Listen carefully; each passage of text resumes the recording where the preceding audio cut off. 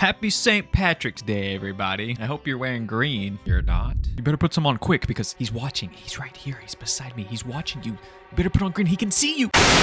My name is King Noosme. It doesn't seem that the Haunting Hour misses their chance to make a good old holiday episode. Well, actually, I don't know if this one is supposed to be a holiday episode. It has a leprechaun in it though, so that's like 75% of St. Patrick's Day. Anyways, today we're going to be checking out the season 4 episode Lotsa Luck from the Haunting Hour, which I learned a shocking majority of you guys have not even seen this episode, but a lot of you guys haven't seen a lot of the season 4 episodes apparently. Run to McDonald's, grab a Shamrock Shake, and let's get started. We start the episode by meeting our main character and Nick Jonas impersonator, Greg Quinn. And he might look familiar to you guys because he was actually in a previous episode known as Best Friend Forever, and he was much younger at the time and he played the main character. And Greg has bad luck. Comedically bad luck. In the first 45 seconds of this episode, he slips and falls on a binder, someone steals his bike, he misses the bus, and sits on wet paint while trying to get his crush's attention to ask her to a dance, which you could probably guess didn't happen. And after a long walk home, Greg can finally sit down and relax. He lost his keys, didn't he? In an actual stroke of luck, his mom is home to let him inside. When Greg gets inside, he just complains to his parents about having a bad day at school when really? Looks like his bad luck isn't out yet. But this is when his mom tells him, "There's no such thing as luck. You must have shaken it." Oh, his mom is Irish, by the way. It's pretty important to like the whole plot of this episode, so you should probably know that. And Greg doesn't believe his mom because, well, anything that can go wrong does go wrong for him. It's like I'm cursed. Even the dad jokes about his bad luck. Hey, bet your mom knows a leprechaun. Stop with that nonsense. You know I don't like it. Oh yeah, I forgot to mention, his mom hates her Irish heritage. She tries her absolute best to try to hide that she's Irish. She could probably do a better job at hiding the accent though. It's kind of like a dead giveaway. And if she didn't know a leprechaun, then why is there one fishing in their pond outside? Greg starts searching in their garage to find a bike so he can take it to school when someone pushes a box full of his mother's stuff over. And amongst all her things, Greg finds this really cool looking book. It belongs to a man named Daniel Quinn, who we later learn is his great-grandfather. And the book is just full of old Irish folktales, including the story of the leprechaun. That gives great detail on how to catch a leprechaun, if someone just so happened to need to for some reason. Greg is actually very excited that he finally found something that is connected to his Irish heritage. But his mom... Where did you find that? Well, she doesn't like it too much. She takes the book away from him as fast as she can and hides it. And before she took it from him, he was making fun of the picture of the leprechaun in the book when she tells him to be respectful to them. Oh. You mean to leprechauns. Leprechauns aren't real. Obviously, he doesn't think leprechauns are real, but his mother says, "Pray you never find out." Before storming out of the garage. It's garbage day, and Greg is taking out the trash when his crush, Amy, pulls up. This is when Greg decides to finally shoot his shot and ask her to the dance. But of course, he fumbles it. It's kind of a shame though, because Amy does genuinely seem interested in him when her friends aren't laughing at him from the back seat. And this is when Greg looks over and sees his mom threw away the book he found earlier. So obviously Greg picks the book up and decides to test out a few of the folktales. And he wants to see if he could actually capture a leprechaun. He's like 15, by the way, so he should know that leprechauns aren't real. And as Greg is walking through the woods, there's a voiceover telling the instructions, but they're written as if Yoda wrote the book. Leprechauns dwell in forest old. To catch one, bait thy trap with gold. So I'm just gonna tell you what the instructions are and normal. If you outsmart a leprechaun, you'll get 3 wishes. Leprechauns dwell in old forests, and to catch one, you have to lure it out with gold. So Greg does exactly that. He finds an old forest and sets a trap up using an old soccer trophy. You'd think the leprechauns would know the difference between fake gold and actual gold, but I guess a plastic soccer trophy works. Greg sets the trophy in the middle of a rope trap and waits patiently for his prey. And he gets a little bored, so he decides to read up a little bit more on how to catch a leprechaun. Shouldn't you read all the steps before you just go out and do it? What are you going to do when you actually catch one? You're going to be like, I guess I set him free now. Oh yeah, and another thing, you're not looking at the trap you set. How are you going to catch him? Anyways, the book says when you hear a whistle, that means the leprechaun is near. And after reading that sentence, Greg finally seems to come to his senses. What am I doing? But just a moment later, we hear, maybe what Greg's doing isn't so stupid after all. And he yanks on the rope, and to his and mine, and I'm sure everyone else's surprise, he actually caught a leprechaun using this stupid ass trap. And how is dear Kathleen? And it looks like this leprechaun knows his mom somehow. You know my mother? Oh, our families go way, way back. Greg is wondering how the leprechaun knows who his mom is, and the leprechaun says, Why don't you let me go? And I'll tell you all about them. mighty weird, in my opinion, but okay. But Greg isn't that stupid. He knows if he sets the leprechaun free, then the leprechaun is not gonna give him his wishes. We learn that the leprechaun's name is Seamus, and he's portrayed by the actor Brendan Fletcher. And fun fact, he was actually the little kid in Werewolf of Fever Swamp in Goosebumps. Seamus and Greg make a deal for 3 wishes. But before Greg can make a wish, Seamus does warn him about a little bit of a fine print. So every time Greg wishes for something, Seamus has to get something in return. So everything is about balance to him. And if that is a little confusing to you, then you'll get a few examples here in a little bit. Just stick around. And Greg's first wish is really simple. He wants to be lucky. So Seamus just gives him a lucky rabbit foot to wear around his neck. And as long as he's wearing it, he will have good luck. But as he wears it, someone else will get very bad luck. Then Seamus just disappears. But as Greg is walking home, we do get a clip of Seamus talking about settling old debts. Wonder what he means by that. The next day, Greg's luck turns around immediately. The first thing that happened to him after he wakes up is he gets a call from his crush Amy, who accepts his proposal to the dance. Who knew falling into garbage made a girl fall in love with you? Greg is talking to his parents about maybe renting a tux for the dance when he pulls out this cereal, but not just any cereal. Lotsa Luck, which is Lucky Charms, I think, off-brand maybe. But we all know how his mom feels about anything remotely Irish. That's not funny. So she takes the cereal from him and promptly throws it in the trash. But about that time is when the doorbell rings. And Greg goes outside to find that he got a new bike. Apparently he put his name in to win a raffle a few months ago, and the bike is just now showing up. And this is when his mom gets kind of suspicious on his luck here lately. Like, can't you just be happy for your kid? His luck is turning around and now he's happy. But as Greg is checking out his new bike, the mom does spot his lucky rabbit foot. Where did you get that? And luckily for Greg, he thought of an excuse. He stayed up all night thinking of a nice excuse to tell his mom in case she asked this question. I don't know, Mom. What's the big deal? Couldn't thought of a better one myself. I don't know. Not someone gave it to me at school. I found one at the store and I thought, I'll give it a try. No, anything? You could have said literally anything. You could have even said, oh, a leprechaun gave it to me. And she probably would have been like, you're fucking with me, right? She leans down and warns him. There are creatures out there that seek to do our family harm. Apparently making deals with leprechauns is very, very bad. They are super vengeful, super deadly, and can't be trusted. She gives Greg one chance to fess up and tell her if he caught a leprechaun, which he obviously doesn't do. And in this moment, his dad comes back into frame to tell them that he suddenly got fired from his job for seemingly no reason. So it looks like Greg has traded all his bad luck for his dad's good luck. So everything stays balanced within the family. It makes sense now? And his mom has some good intuition because she just turns to Greg and says, What did you do? but he claims he can fix this, so he hops on his new bike and heads to the forest. He goes to the woods and meets up with Seamus again and complains that his dad lost his job and now they're not going to have enough money for the house or food or really anything. Oh, that's a shame. But all Seamus does is remind him about the fine print and also remind him that he has 2 more wishes. So Greg wishes for lots and lots of money, which Seamus gives him in the form of a pot of gold. This has to be stereotypical by now, right? And he gives him this gold but warns him. Take your wealth. By my warning, guard your health.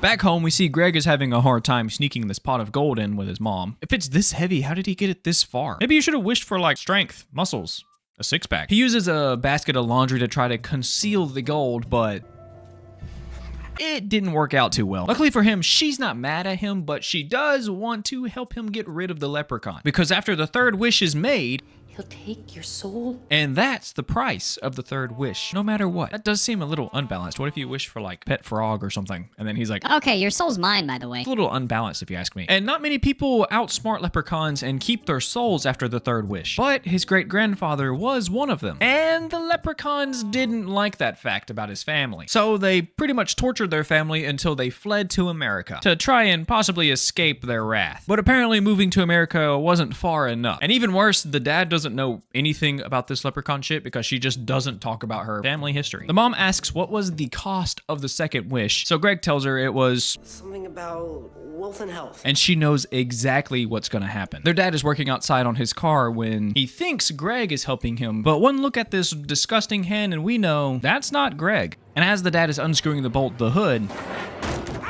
crushes his hand, which seems like an accident, but we all know that this was no accident. Also, why is the dad getting punished for everything? The poor man doesn't even know about leprechauns. He thinks they're fake, and he's just getting punished. First, he lost his job. Now he has a broken hand. What's next? Is like a meteor gonna fall out of the sky and come through the ceiling and kill him?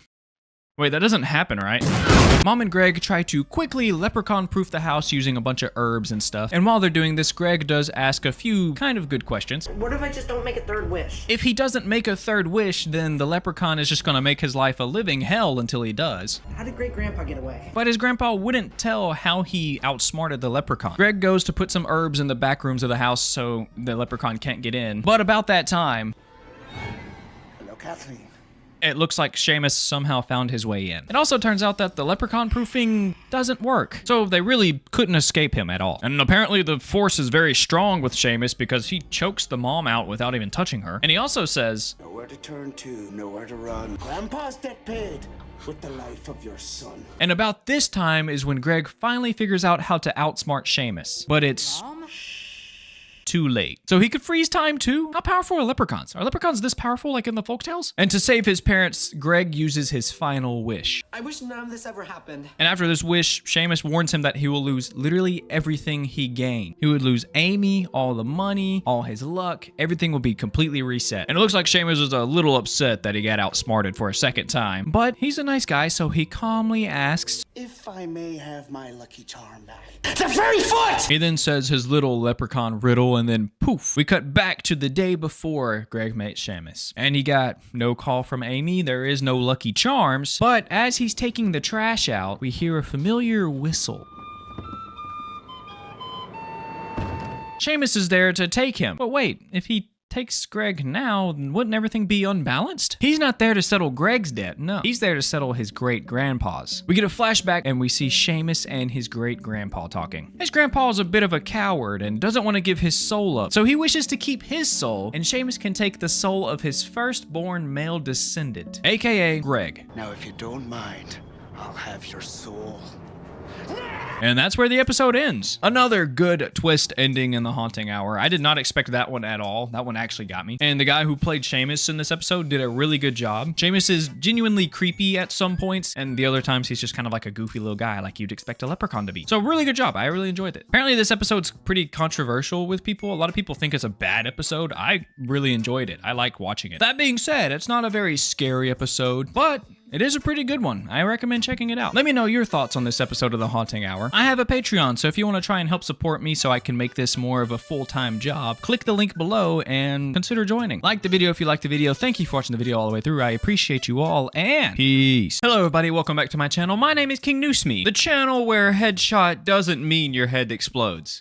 Maybe. Last week I ran a poll asking you guys what episode of The Haunting Hour you guys would like to see me talk about next. And when I made the poll, I seriously thought Game Over would win. That episode is recommended to me so often. Nobody really talks about Headshot, but Headshot won, which is quite which was quite shocking to me, but I'm glad I checked out this episode. It's a really good one. This episode is very loosely based off of the banned book, The Picture of Dorian Gray, written by Oscar Wilde. And in that book, a man gives up his soul so he can be young and beautiful forever, and similar things happen in this episode. But that's enough yapping, let's get into it. We start the episode in the headquarters of Teen Teen Magazine. How creative. It's a place for young women to get their start in modeling. And that includes the main character of this episode, Gracie Wilde, who shares the last name of the author of the book that this episode is based on. Pretty cool little Easter egg. In a voiceover that starts off the episode, we learn that Gracie is the most famous face in the world, but she wasn't always that way. Ah yes, Gracie had very humble beginnings working at an ice cream shop, where we get to meet her friends Lexi, portrayed by Julia Sarah Stone, who played Sally in the episode Best Friend Forever, and Naomi in the season 4 episode Seance. So she has 3 Haunting Hour episodes under her belt. Dylan, who is portrayed by Nicholas Elia?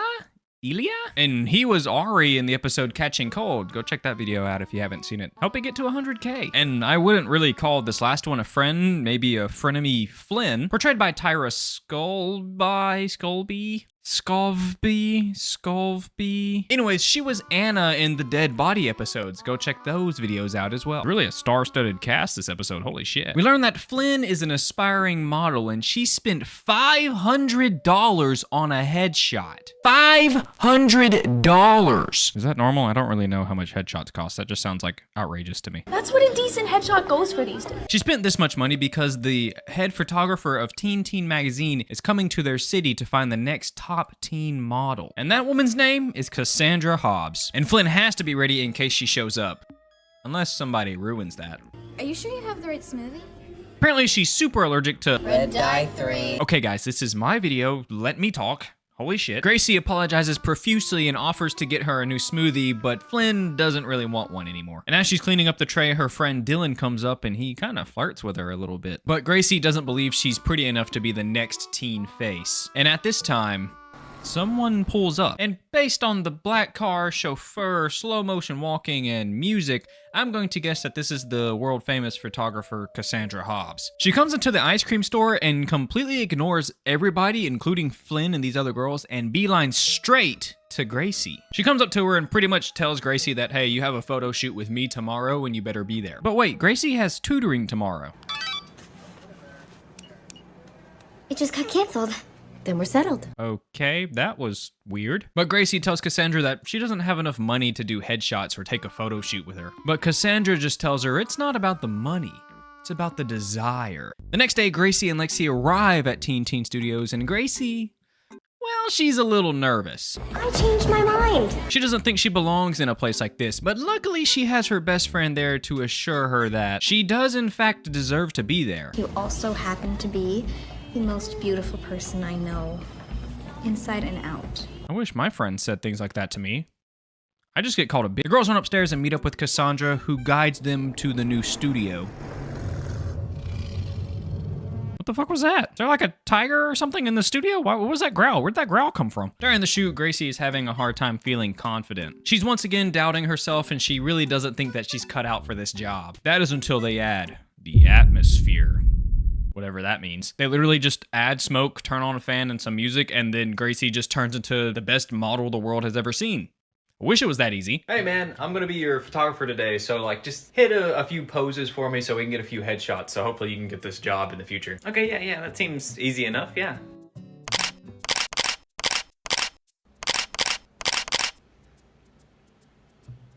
Are you okay? You seem a little nervous.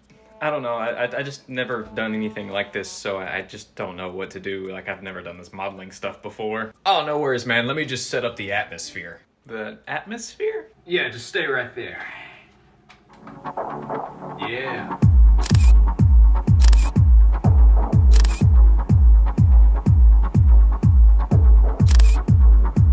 And while they're taking pictures, Cassandra asks Gracie what her biggest dream is. I don't know. Be in a magazine, I guess. But Cassandra doesn't like that dream. She wants her to dream bigger. Why not be the most famous face on the planet? I don't know about the most famous face in the world. That's a little too much fame for me. But Gracie, on the other hand, that sounds perfect for her. So Cassandra makes her say that 3 times while spinning in circles, which kinda sounds like she put a curse on her. Does it not? If you were just talking to somebody random and they're like, what's your biggest dream? And you're like, I want to be a movie star. And they're like, say that 3 times while spinning. I'd be like, is that like good luck? Is that for good luck or something? Why am I doing this? I think Lexi found it a bit weird as well. And after the shoot, the girls and Cassandra are having a conversation and Cassandra is saying some weird stuff. She talks about how people say that when you take a picture of them, it captures their true essence, and some pictures even capture your soul. It's just mighty weird to randomly walk into a room and then say that to a girl you just spent an hour taking pictures of. The next day, Gracie and Lexi are hanging out at Gracie's house and we get a little voiceover of Lexi again. She tells us that Gracie started to wear makeup and that boosted her confidence so much that it made her feel untouchable. And we get the first example of this in this scene because sweet little Gracie talks back to her mother and lies to her in the most rude way possible. Newsflash. Lex has been tutoring me all morning. Her mom's better than my mom. I would have gotten a swift smack in the mouth. I would not have said that shit. But her mom does warn her that she needs to get at least a B+ on her midterm exam or she won't be doing this modeling stuff anymore. And of course, Gracie doesn't take her seriously.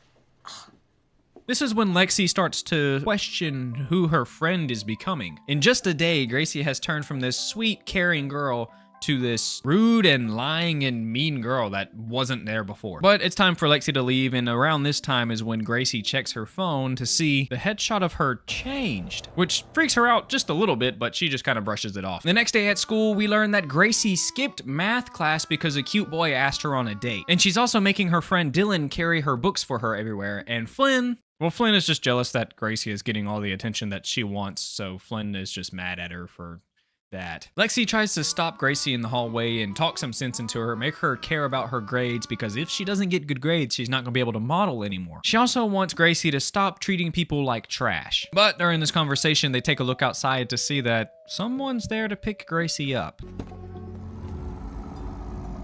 There's the growl again. Where's this growl coming from? Does she have like a pet tiger? Or like a big cat in the car? Gracie and Cassandra have a conversation outside of the car, and this is when Gracie chooses to suddenly care about her grades. But Cassandra doesn't care about her grades. She needs Gracie so she can go get fitted for a dress for a photo shoot. So she just tells Gracie. Then I strongly suggest that you figure out a way to ace it. Before Gracie just gets in the car and leaves school again. Where Cassandra does something super weird. Okay, yes, she does have a random devil hand, but I'm more worried about her rubbing Gracie's hand. This is so creepy and gross. I know we all watched Quiet on Set. That was an amazing docu-series, and we don't want another Dan Schneider incident, do we? All jokes aside, that was weird. I didn't like watching that. I was like, ew, why did they add that in? And this isn't the first or last weird thing she does in this episode. It's just really creepy. I just don't like it. I just don't like it. It's midterm day, and Dylan is helping Gracie cheat on the test by swapping papers with her. They do this until the teacher gets a little bit too close, and then they try to quickly swap back, but it doesn't work out, and Dylan ends up getting caught. But only Dylan. Why? You'd think Gracie'd get in trouble too. I mean, she's sitting right there beside him, and there's only 2 people sitting at the table, so if they're gonna be cheating off somebody, it'd be the person beside them. And not only that, she literally pulls out her phone during this test, where the picture of her gets even more decrepit and gross. I don't know about you guys, but in high school, if I got caught with my phone out, I immediately failed the test. Maybe I would have gotten written up too. I guess this school's super lenient about phones. My school wasn't. Later that day, Gracie heads over to the studio to get pictures with Cassandra, when she finds out Cassandra's taking pictures of Flynn, which Gracie does not like to see. Cassandra? We need to talk. Cassandra kindly lets Gracie know that she is still the face of Teen Magazine, but it is nice to have other girls on the roster. So later that day, while Gracie is at work and her friends are there, of course, she purposefully swaps the lids of the smoothies so the girls get the wrong smoothie. So that Flynn gets the smoothie with Red dye 3. Guys, not again. Can I just say it, please? Which instantly makes her face look like... What did you do?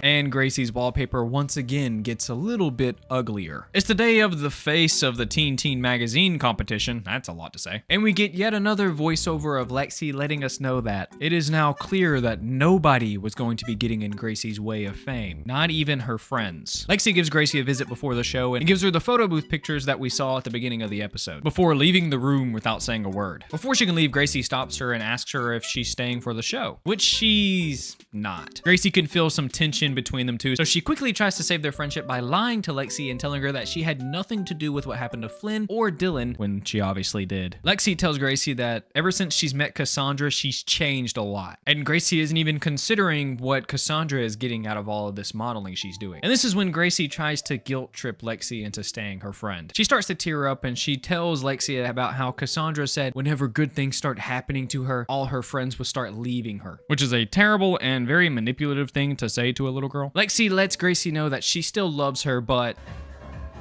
I'm afraid. Then Gracie's phone starts blowing up with messages. So much so that Lexi goes over, picks up her phone, and opens the phone to see that the picture of her is even uglier than before. And she instantly knows what's going on. She knows that the uglier Gracie is on the inside, the uglier the picture on her phone will get. And she lets Gracie know this. But this is when Gracie says the most out-of-pocket thing in this whole episode. That's pretty funny coming from a butterface like you. What the fuck? Just 2 seconds ago, you were begging for her to stay your friend, and then you say that? I definitely wouldn't be your friend. Lexi storms out and tries to leave the studio as fast as she can, but...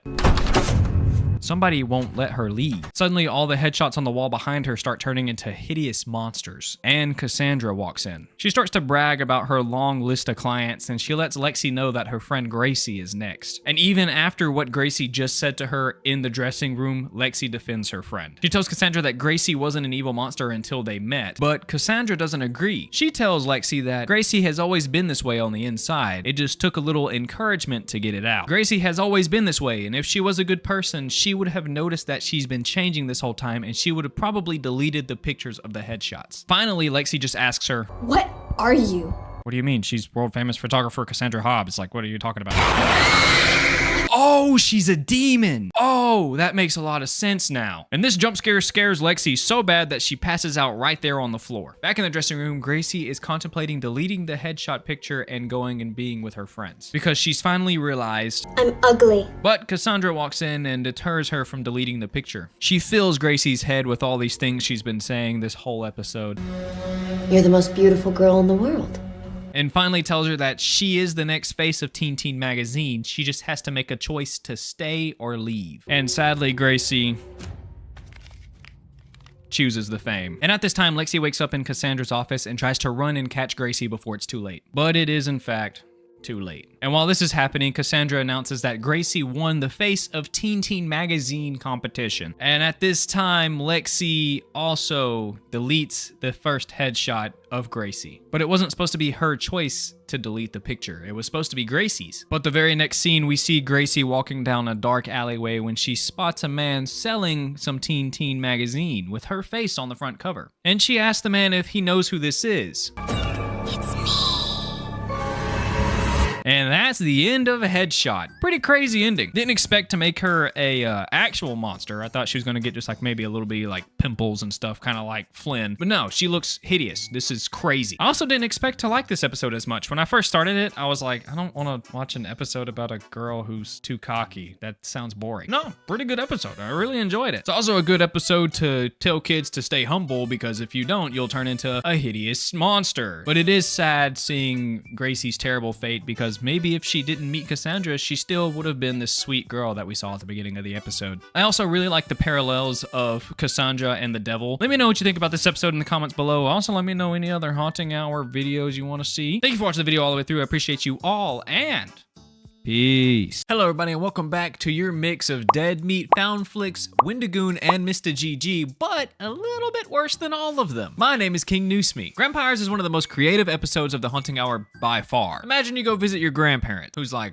90 years old, and you walk in the door and you find them violently eating somebody. That doesn't happen in the episode. It'd be wild if it did though, right? Even though this episode is in season 3 of the Haunting Hour, one of the least watched seasons I've heard, it is a fan favorite, and it's even a favorite of R.L. Stine's, but that comes from the fan wiki, so I would take that with a grain of salt. And there are many reasons to love this episode. It is goofy, creative, fun, and can be pretty scary at times. But the biggest reason to love this episode is because it stars the famous Christopher Lloyd. Yes, you heard that right. Christopher Lloyd of Food Fight fame. I can't believe they got this guy. On a real note, he is in a lot of really good movies like Back to the Future Parts 1, 2, and 3, the Addams Family movies, Who Framed Roger Rabbit, The One Flew Over the Cuckoo's Nest, and so much more. He was even in a somewhat forgotten R.L. Stine movie called Good Ghouls Go Bad. Let me know if you want to hear me talk about that on my channel. But anyways, that's enough yapping. Let's get into the episodes. We start the episode with a denture jump scare. That's a new one. And this whole scene is kind of jarring and a little confusing and hard to watch. I've never had a panic attack, but if I had one, I'd imagine this is what it feels like. It looks like this kid named Mike is visiting his grandpa who is actively dying.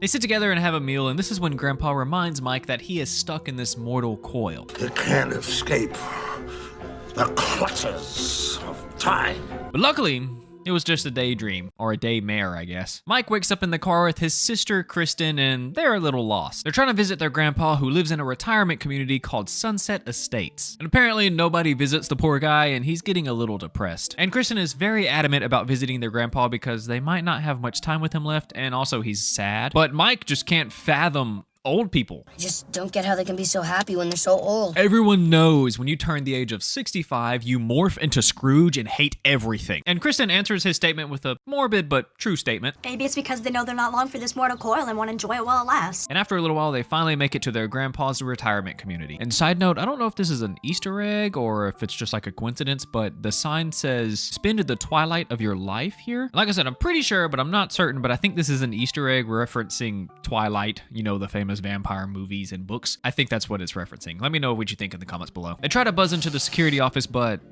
no one answers. Hello? For a second at least, and then this weird guy barely opens the blinds and then just buzzes them in. Not a great security guard, if you ask me. They pull up to their grandpa's house and they notice that nobody's outside. There's no people walking or anybody talking or anything. Kristen compares it to being in an apocalypse. Empty, barren, utterly hopeless. But they brush it off as old people being old and maybe asleep. So they go onto the porch and ring the doorbell.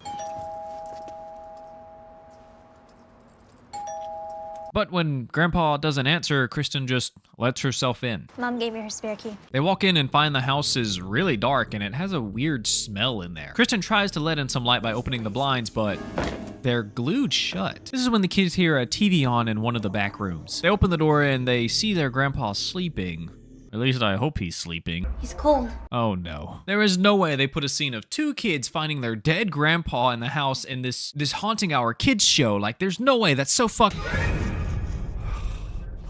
Oh, thank God. I got worried there for a second. Grandpa Walt wakes up and is pretty confused at why there's people in his house. But Kristen gives him a pretty good answer. We came to surprise you and then we thought you were dead. Luckily, Grandpa Walt is okay. They all gather in the living room, and this is when Grandpa Walt immediately notices that his blinds are open. He tells the kids that he keeps them shut because the sun hurts his old eyes. But Kristen doesn't care. She thinks some sun will be good for him. Oh, if only she knew. And Mike is still a little freaked out about the dead body scare earlier. Like, why does he look like he's shell-shocked right now? And after a short conversation, Kristen forces Grandpa Walt to go on a walk. But Grandpa doesn't seem too happy about it. He even tries to get the kids to leave because he says, oh, it's getting late, you guys should really be getting home. But no, Kristen insists that they go on a walk together. So finally, Grandpa agrees. And on their walk, we see that all these old people are finally out of their houses. That's a bit weird. You'd think they'd walk around when the sun is out. And as they continue to walk down the street, the old people start acting more and more strange. And this old dude even just starts blatantly following them. I don't think this guy is gonna catch up to them. And this whole walk scenario has Grandpa Walt in a state of paranoia. That is until they get stopped by... What have we here? These two old ladies named Shirley and Gladys. Wait, no, Gladys? What kind of name is that? And apparently Gladys stinks because Walt immediately tells her how bad she smells. You don't like my signature, son? The old ladies start getting a little too friendly with Kristen, and Grandpa Walt does not like this, so he tries to hurry them away. But Gladys, or is this one Shirley? I'm not sure. One of them tries to make a last-ditch effort to invite the family to bingo night tonight, with Walt kindly turning it down. Whoa, maybe he can catch up to them. The family make it back to the house, and Mike still can't fathom how old people exist. Don't you hate aging, like, so much? Mike, I'm pretty sure if he could stop aging, he would, my guy. But when they get to the house, they see that Grandpa Walt has a package. Meals by mail. I guess it's kind of like HelloFresh, which is the sponsor of... That's a joke. I'm too small to get sponsored. But it is a mail delivery service, which Grandpa Walt strangely takes into the garage. Just a bit weird. Kristen thinks so too. Why is he taking his meal to the garage? After a while of waiting inside, Kristen starts to worry about her grandpa, but Mike doesn't care. He just wants to go home. Can we go home now? And as Mike and Kristen are talking, they start hearing strange noises coming from the garage. Kristen sneaks into the garage and finds her Grandpa Walt eating a rat. Ew! This is when Kristen finally notices what her grandfather is. You're a vampire? Back inside, Mike patiently waits on his sister while she's being held captive by Grandpa Walt, begging her not to scream. Don't scream. I won't hurt you. While holding back the urge to eat his granddaughter. Wow, that's a fucked up sentence. After a second, Walt finally lets her go and apologizes to her. He says that the urge to eat her was so strong because she interrupted him in the middle of him eating. But he only eats small animals like birds and rodents, even though he admits human blood tastes good. Rat blood doesn't taste as good as human blood, but if you don't want to hurt people, there's nothing else to eat. That means he had to have tried it. But Mike is tired of waiting and he's getting a little hungry, so finally he's had enough and he decides to get up and go to the garage. But right before he opens the door, Nosferatu and Count Chocula ring the doorbell. And they try so hard to get Mike to invite them in so that they can suck his blood, but he has no clue that they're vampires and he has no clue what's going on. But they need to be invited in because the old vampire rule. So it leads to one of the funniest sequences of the haunting hour period. And in the end, they don't get to have the delicious children's blood. I don't like how I said that. Back in the garage, Kristen quickly comes to terms with her grandpa being a vampire, even giving him a little nickname. You're like my Grampire? Grampire? Ah, that's cute. But Grandpa Walt knows that he would scare Mike if he lets him see him like this. He is totally gonna poop his pants when he finds out. So he wants to introduce it to him slowly by telling him the story of how he became a vampire first. Like I said before, Mike is getting peckish and he really wants to go home. But it looks like they're not going home just yet. Or at all, actually. Because Mike needs to get over his fear of his grandpa. I'm not afraid of Grandpa. You will be. And well, if they're gonna stay here overnight, they need to get some food because it doesn't look like Grandpa has any. So Kristen gives Mike their mom's credit card and tells him to go down to the supermarket down the street and grab a few pizzas. And on the way to the market, it looks like someone's following him. Back at home, Grandpa is finally ready to talk to Mike. But when he comes out of the garage, sadly, Mike isn't back yet. Back from where? Kristen tells him the whole situation, and based off of Grandpa Walt's reaction, I don't think this is good. This is when Grandpa reveals to Kristen that he's not the only vampire in the community. Far from the only vampire, actually. So, for Mike's safety, they hop into a golf cart and race over to the supermarket, going so fast that the cops even pull him over. That daredevil Walt was going a whopping 24 miles an hour. Sheesh, don't let Neon in the cart with him.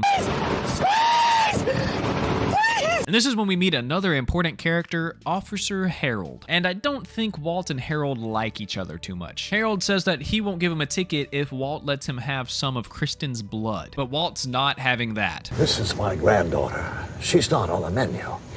Got it. So he takes a ticket for going 24 in a 9. In a 9? Why is the speed limit 9? That's so stupid. And moves on with his day. Or night. Mike makes it to the market okay, but the longer he walks down the aisles, the more of a crowd he seems to gather. And I don't think they want to compliment his sweater. After a second of walking around, Mike decides to ask one of the workers if there's actual food in this place, but he's just met with a sample of human blood, which he kindly declines. It smells like my gym class. No thanks. Then he notices that he's gained a crowd. What? Obviously terrified, Mike tries to run out of the store, but he finds that the doors are locked, and the grandmas are only getting closer. Oh, come on, it was just getting good. So yes, this episode was supposed to be a one-episode thing, but the writer Eric Patterson said that it had to be a two-parter because it just had so much story to tell. And I kind of agree. I think that this could be like a whole series on its own. A grandpa vampire and two kids hanging out, getting into mischief. Maybe they could have done like a crossover episode with My Babysitter's a Vampire. That would have been fucking sick. But luckily, the second part starts immediately where the first one left off. So let's hop right back into it. Mike notices a mop nearby, so quickly grabs it and uses it for self-defense. And luckily at this time, Grandpa Walt pulls up, and he wastes no time in ripping the doors open, grabbing the mop out of his hand, breaking it over his leg, and using it as a stake to threaten the old ladies. On his way inside, though, he told Kristen to wait outside by the dumpster. Just because I'm a girl, you think I can't help out? And while waiting outside, Bert and Ernie appear from the shadows and say some pretty strange things to Kristen. I'd say you look rather moist and succulent.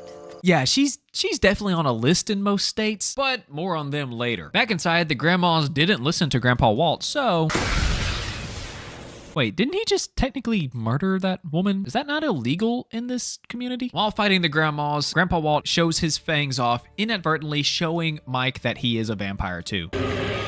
You're a vampire too. So much for easing him into it, right? And Mike is such a scaredy cat that he literally just runs away from his grandpa, who is actively protecting him. And while on the run, Mike does come up with a pretty smart idea. He grabs a gallon of human blood and starts pouring it on the floor to maybe distract some of the grandmas, and to mask his own smell to make him harder to find. If only he did it a little bit faster. It does trick these two though. But Wheelchair Grandma ain't falling for that obvious trap. She speeds past the stupid old ladies and laser focuses right in on Mike. All while Grandpa Walt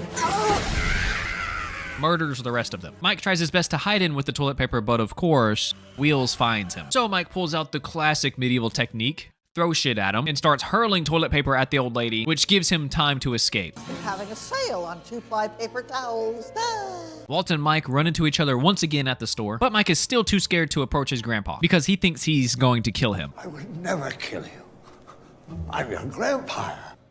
Kristen made that up, didn't she? But after a bit of reflecting and a small conversation, Mike finally realizes that his grandpa is not gonna hurt him, and they hug it out and decide to go home. But first they have to grab Kristen. Where is Kristen? I told her to wait right here. Dude, rookie mistake. Mike finds her phone laying next to the dumpster, broken, and the dumpster has blood dripping out of it. Oh no, that's not good. Grandpa Walt slowly opens the dumpster and... It's not Kristen. Wait, there was an actual dead body in there? Grandpa Walt sniffs around for a second because he smells a familiar perfume, Gladys's perfume, and Walt instantly figures out what's going on. Every bingo night, they give away a rare prize, aka children or a person. And for tonight, Kristen is the grand prize. Walt and Mike hop on the golf cart and race to Gladys's house. Apparently, Gladys has a cage in her house that everybody just knows about, and that's where she keeps the prize until it's time for bingo night. Grandpa Walt believes that if she has Kristen, then Kristen will be in that cage. So she just has a cage in her house.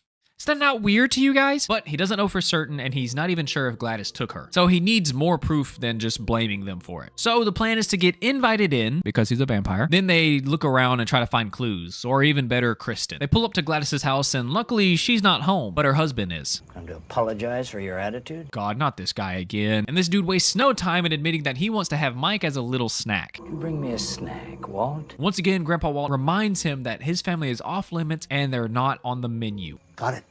They ask where Gladys is, but sadly she's not home. And Harold doesn't know where she ran off to either. Grandpa Walt asks if they could come in, but Harold won't let them in. Using his quick thinking, Mike comes up with the excuse that he really has to use the bathroom and he needs to go inside because he won't make it to his grandpa's house. So Harold lets Mike in but denies Walt entrance. Walt doesn't trust Harold with his grandson alone, so he tries to convince Mike to just come back outside, that they'll find another way. But Mike doesn't listen. He just says, I'm fine. Grandpa Walt then reminds/threatens Harold that if he touches a hair on Mike's head, then he will kill him. I'll wait here for you.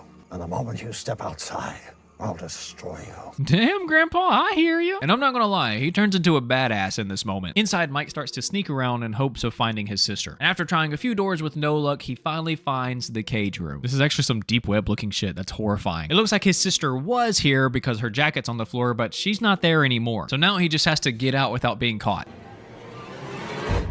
I thought you had to go. Bad. Outside, I think Walt can sense that something is wrong inside because he pretty much begs Mike to come back outside to him. But as he's calling out for Mike, Gladys comes home. She accidentally left the bingo cards inside the house, and so she went to go grab them quickly. But this gives Walt the perfect chance to have some leverage. Harold talks to Mike about how his grandpa isn't stronger than him even though he thinks he is. He's not stronger than him because he's a new vamp and they're always weak. But Harold is 273 years old. Damn! Since he's that old, he's strong enough to take Walt down without breaking a sweat. And Harold is very hungry, even referring to Mike as food this whole time. Mike then pleads for his life, but Harold doesn't care. Luckily, Walt stops him just in time. Walt and Harold have a bit of a standoff because Walt has Gladys and has a stake to her heart and is threatening to stab her if he doesn't let go of his grandson. But Harold is really hungry. He tries to bite Mike once again, but luckily Gladys stops him and talks him out of it. And before Gladys can walk over to the rec center, Walt decides to ask her if Kristen is there. And sadly, it is too late and she's in the bingo hall. So they head over to the bingo hall to save Kristen, and this is when we get a little bit of backstory about Walt. The other old lady, Shirley, is the one that turned Walt into a vampire, and she is over 800 years old. That's when the Renaissance was starting, I think. She is the oldest and strongest vampire there, and there is nobody that can even come close to beating her in a fight. Before they go into the bingo hall, they make a plan, but we will see that plan here in a second. As I woke up to buy some bingo tickets, Gladys accuses Walt of being a bloodaholic. Well, it's not a BYOB event. Not gonna lie, when I first watched this and she said that, I was confused. I was like, oh, she means blood. Gladys almost doesn't let them in to play because Shirley will surely be very mad at her. But Walt tells her, if my granddaughter is the grand prize, then I should be able to have the chance to win her back. So she lets them in, but overcharges them for the bingo cards and also makes Walt pay an extra $5 for bringing a guest. She definitely knows how to haggle, I'll tell you that. In the bingo hall, we see that Kristen is tied up in a chair on stage, and Shirley makes her tell everyone her age, so they know how fresh the blood is, I think. And when she tells them, they act like Glinda down the hall made some chicken and dumplings or something. Next, we get a surprisingly intense montage of old people playing bingo, and in the middle of playing, Walt and Mike engage the plan. Mike walks to the back of the room, but Look who it is. come on, man, just leave him alone. Even your wife is tired of you picking on him. Let him alone. He's paid for his cards. Apparently, Mike is safe from bloodshed because he bought bingo cards and he's participating in the bingo game. They really take bingo seriously here. Mike walks to the clock in the back of the room and gives Walt a thumbs up. Walt calls a false bingo to distract everybody while Mike turns the clock back 1 hour. Now, the plan to save Kristen is set, and it's going perfectly. Nobody suspects a thing. Well, almost nobody. Harold seems to be the only one that's noticing that this game is taking a little bit longer than normal. But luckily for us, Gladys just tells him that they still have 2 hours of nightfall and she's having fun, so he can fuck off. And that pisses him off, so he decides to go to the lunchroom for a snack. Another intense montage later and Bingo, bingo! I won! time for the plan to commence. Mike gets up, tells his grandpa to hide under the table, so he does. Mike starts to walk to the back again when Gladys stops him this time. Now that bingo is over, he's free game, and Gladys is the first one to notice. But Mike is not letting this happen, and he doesn't want to lose his sister, so he yells, "No!" and rips open the curtains, exposing everybody to sunlight. And one by one, they all turn to dust like the Avengers. But finally, they've defeated the vampires, and they can untie Kristen and leave safe and sound. Or so you think. Looks like I get the prize. Turns out Shirley found a hiding spot and hid there before the sunlight could touch her. And since she's the strongest one there, she can have the kids as a snack. Never mind. Okay, now that every vampire is dead, the family can finally go home. Very impressive. Oh, for Christ's sake. I forgot Harold was in the lunchroom grabbing a rat snack. Luckily, Harold doesn't care that they just killed everybody in the community. Even though he killed literally everybody in the community, Harold's letting him off the hook. It doesn't make sense. What about your wife? Didn't realize how liberated I would feel without Gladys. You spent 200 years with this woman. You're not like a little bit angry that he killed her? I don't know. He's weird, man. He just asks the family to clean up their mess and then he leaves. As the family sweep up all the dust, Mike tells Grandpa Walt that he's actually very happy that they came to visit him this time. It's just very sweet. But now since it's daylight outside, they're stuck in the rec center with their grandpa until nightfall. So that gives them plenty of time to make the place spotless, right? Werewolves hate a messy rec room. And that's how the episode ends. Such a fun story of the Haunting Hour. One of the best episodes. I love that they tied werewolves into the end of it. Once again, I think this episode would be like a great pilot for like a whole kids show. Just like vampire grandpa and the kids getting into mischief. I think that'd be so fun. And since they introduced werewolves right here at the end, they could have any monster in the show. Come on, make it happen. I think any monster would work too because old people vampires is probably the wackiest thing I've ever seen in my life. It's also cool to see Christopher Lloyd agree to do this. He said in an interview that he agreed to it because he just wanted to play a vampire. Just simple as that. I really want to meet this guy. He seems like a cool guy. Let me know what you think about Grampires in the comments below. Also, let me know what other Haunting Hour episodes you want to see me talk about. I have a Patreon. The $5 members get bonus content plus videos a day early and maybe sometimes pictures of my cats. Like the video if you like the video. Thank you for watching the video all the way through. I appreciate you all and peace. Hello everybody and welcome to this circus we like to call YouTube. My name is King Newsme. I asked you guys what episode of the Haunting Hour you guys would like to see me talk about next, and you guys finally voted for Afraid of Clowns. Afraid of Clowns is one of the most popular and memorable episodes of the Haunting Hour. Ever since my first ever Haunting Hour video, people have been asking me to talk about this episode, but then you guys just don't vote on it in the polls for some reason. This episode's so memorable because clowns are just scary to most people, and especially in this episode, the clowns are super eerie, even though they don't really do anything to warrant them to be super scary. But this episode does have a pretty wild ending, so stick around. This episode is actually based off of a short story from the Nightmare Hour book, which I have read, and I'll be giving you a short summary of it at the end of the video, so stick around for that. But that's enough yapping, let's get into the episode. The episode starts with a POV shot of somebody that's running through a house that's decorated for a birthday party. And by decorated, I mean there's balloons here and there. That's pretty much decoration. The person reaches the bathroom where we see a small boy hiding for his life in one of the cabinets. I mean, he probably could have shut the cabinet a little more. The kid was doing okay until... There you are! This nice clown man finds him. But based on the kid's face, I don't think he's too happy that the clown is there. I've actually never seen someone more terrified than this kid is right now. That's so funny. Either he's the greatest little actor of our time, or they showed him something truly terrifying and this is his reaction. The kid's parents try to explain to him that he's just a clown and he's not gonna hurt him. He's just there for fun. Even the clown tries to make him a little more comfortable. There really is no reason to be afraid of clowns. On second thought, maybe you should stop talking. 7 years later, and the boy has gotten much older. It'd be kind of weird if he didn't get older though. His name is Chris, and he's played by Jake Cherry, who you might know from the Night of the Museum movies. Those are classic movies in my opinion. He's turning 13, and now that he's turning into a teenager, he has to have a very awkward conversation with his dad, who decides to do it at breakfast. Ew. Maybe try like after dinner or right before bed so he doesn't have to walk around all day thinking about that. But I guess it doesn't matter anyways, because Chris's dad's newspaper has an ad for a clown show. And Chris doesn't hear a thing he says because he's so terrified of the clown picture on the ad.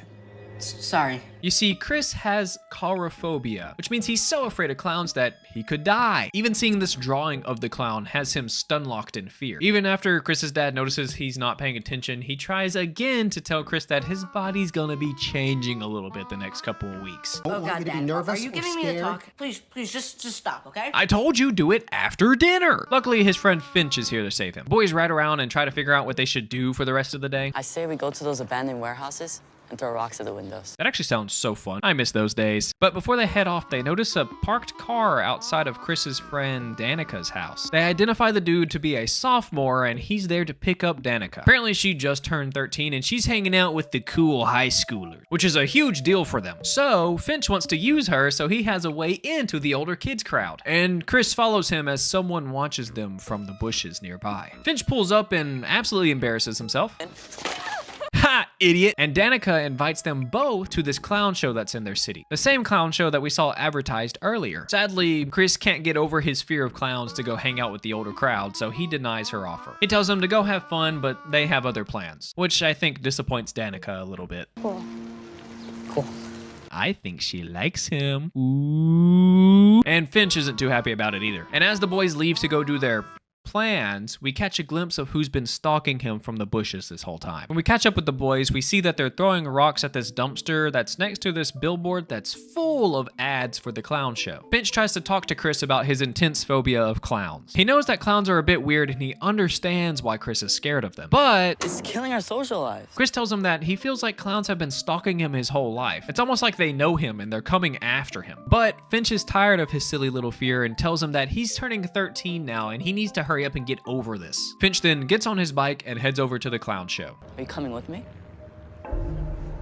Yeah, that's what I thought. Wow, that's kind of a shitty thing to do to your friend. This makes Chris super mad and he throws a rock at the poster of the clown and well, I'll just show you what happens. What? Maybe the clowns have been watching him this whole time. Chris rides home and along the way, this car starts following him. It chases him until he stops in the middle road and says, What do you want, you creep? and after what happens next, I'm sure Chris wishes he just kept going. Hey, Chris. The clown can tell that Chris is terrified and he tries to calm him down, but only makes things worse. Then multiple clowns climb out of the car and start being silly and waving at Chris. So Chris runs away. I mean, I didn't expect him to stay and fight, so that really makes sense. But no matter how far he runs, the clowns will find him. Wait, when did they paint the balloons on the car? The balloons weren't on it in the last scene. Chris tries to tell his dad about what happened to him outside, but of course his dad, Chris, doesn't believe him. But this is when he tries once again to give Chris the talk. But Chris is not having it. Dad, I don't want to talk about this right now. So his dad obliges and leaves the room, while Chris gets some sleep. Some sleep? Buddy, it's 2 p.m. Why are you going to sleep? Okay, whatever. That night, Chris dreams of that clown that we saw at the beginning of the episode. The clown is at his 13th birthday party, but they're also only toddlers at his 13th birthday party for some reason. Just a bit strange. The clown then threatens Chris and almost cuts his face. Who wants cake? Damn, dude, do you know nothing about knife safety? Then tells Chris It'll only hurt for a second. Before cutting his very real looking hand off and offering it to him to eat. Well, dig in, Chris. After all, you're the birthday boy. Luckily, his parents wake him up before he can cut off any other limbs for the toddlers. And later, there's someone at the door. It's Danica, and she brought Chris a gift. Then we have to watch the most awkward conversation happen. Cool. Yeah. Well, When Chris opens the card, he finds that she left him a cute note, aww, and a yellow envelope that has a ticket to Captain Crazy's carnival. Oh no. Since it was a gift, Chris actually goes to the carnival and he convinces his friend Finch to buy a ticket as well. But when he gets there, he's too scared to walk around. Don't tell me you're gonna chicken out now. But Chris is a big boy now and he decides to just do a breathing technique and face his fear of clowns. As they're walking around, they notice their friend Donica and that boy Jaden are hanging out. Finch tries to boost his friend's confidence, but he's not very good at it. I'm sure Danica hasn't even noticed that he's older and cooler and way better looking than you. I'm sure Chris feels so much better after that. Luckily, Donica sees Chris and ditches her older friends to come over and talk to him. He thanks her for the ticket, then lies to her and tells her that he was gonna come to the carnival today anyways. Yeah, right. So Donica asks him to walk with her. Come on, birthday boy, let's have some fun. Whoa, you're only 13. No fun. Apparently that older dude, Jaden, isn't even into her. He's into one of the other girls that they're hanging out with. I don't know, man. He's been acting mighty weird around her this episode. He also gives them this death stare as they walk away. That look might be because they left Finch behind, though. What's up? Come on, let's go. That's probably it. They get in line for the clown show. And while Donica is trying to talk to Chris, all he can think about is the clown that's tearing tickets at the end of the line. And he doesn't hear a word she says. Do you like elephants? Okay. Luckily, they somehow make it inside the tent and the show begins.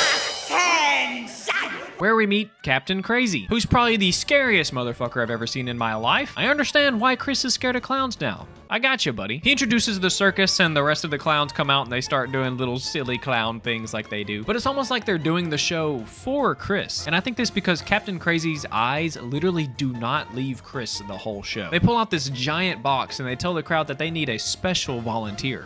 Someone here is celebrating his 13th birthday today. Uh-oh. Maybe somebody else is celebrating their 13th birthday. It can't possibly be you. Chris tries to escape, but barely makes it 10 feet before being captured by the clowns.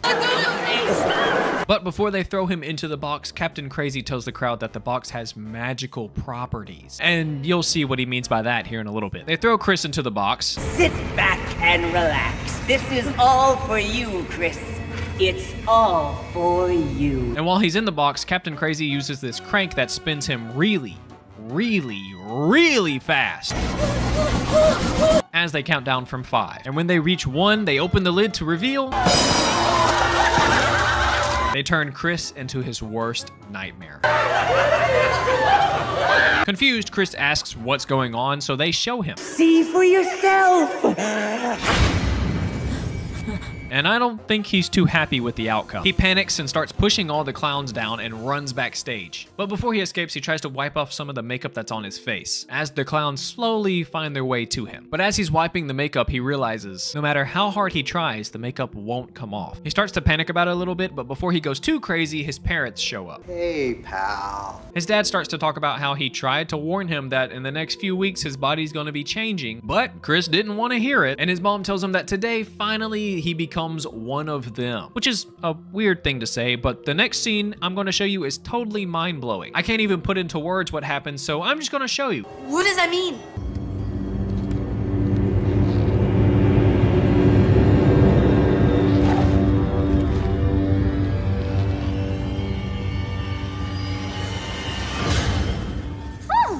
We're clowns. Yes, he was born a clown and he's going to be a clown for the rest of his life. At least he has a loving family though.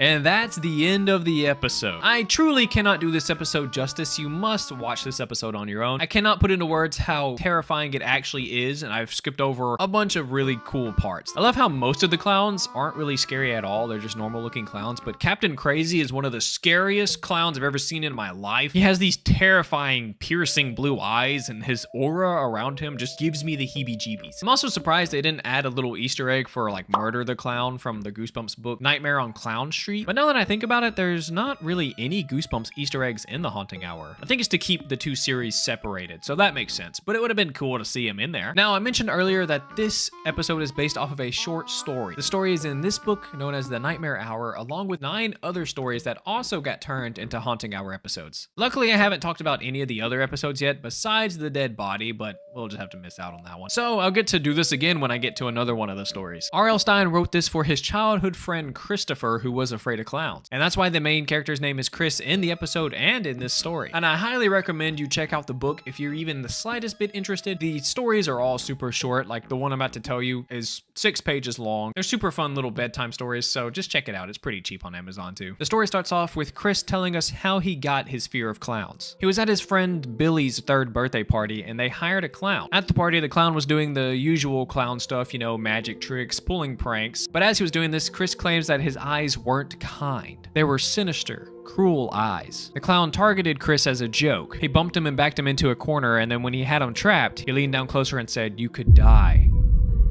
Laughing. So yeah, that's a pretty good reason to be kind of scared of clowns. 12 years go by and Chris is still terrified of clowns, even having a recurring nightmare about the clown at the birthday party. He still doesn't like carnivals, but some of his friends were going, so he decided to go with them. And he was doing fine until he spotted a clown from across the gym. He tried his best to avoid the clown, but the gym was just too crowded and he ended up bumping into him. He said the clown had watery, sick-looking eyes. The clown would honk a horn in his face and slowly backed him into a corner. He got closer and whispered, "You could die."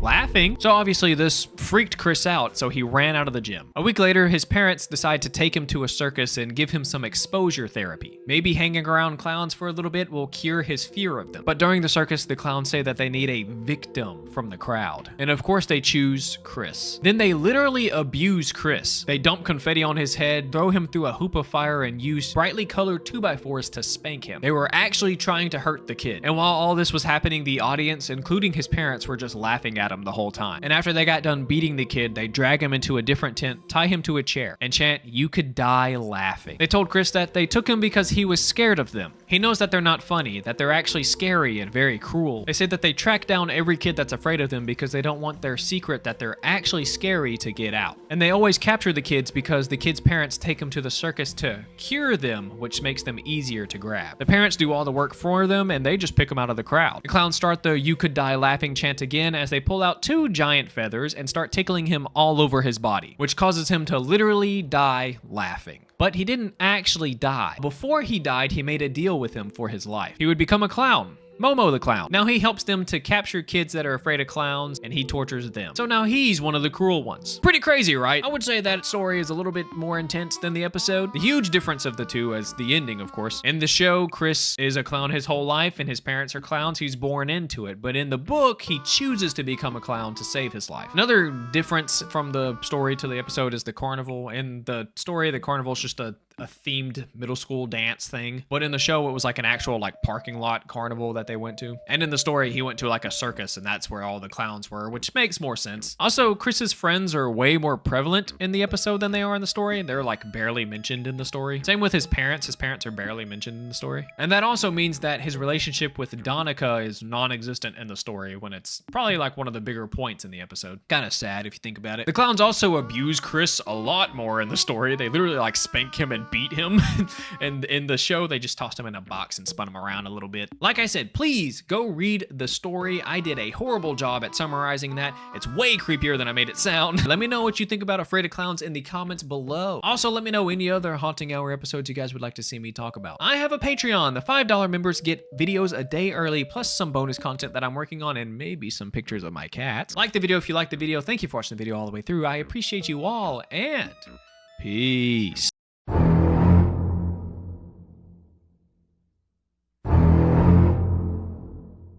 Hi everyone, my name's King Noosme. Usually I ask you guys what episode of whatever show you want to see me talk about, but this time I decided to veto that because it's summertime. No polls in the summertime. I think it's the perfect time to talk about a few episodes from our favorite shows that involve pools and the ocean and water, summer things. It involves summer things. And today we're going to be taking a look at the Haunting Hour episode Pool Shark. For those of you guys that don't know what the Haunting Hour is, the Haunting Hour is a children's anthology horror show created by the same guy that wrote the Goosebumps books, R.L. Stine. It aired on a now extinct TV channel called The Hub from 2010 to 2014. Pool Shark is one of the most recommended episodes of the Haunting Hour, and it's had an odd spike in recommendations lately. Maybe it's because the ocean is fighting back from the horrors it has to endure from the human race destroying it 24/7.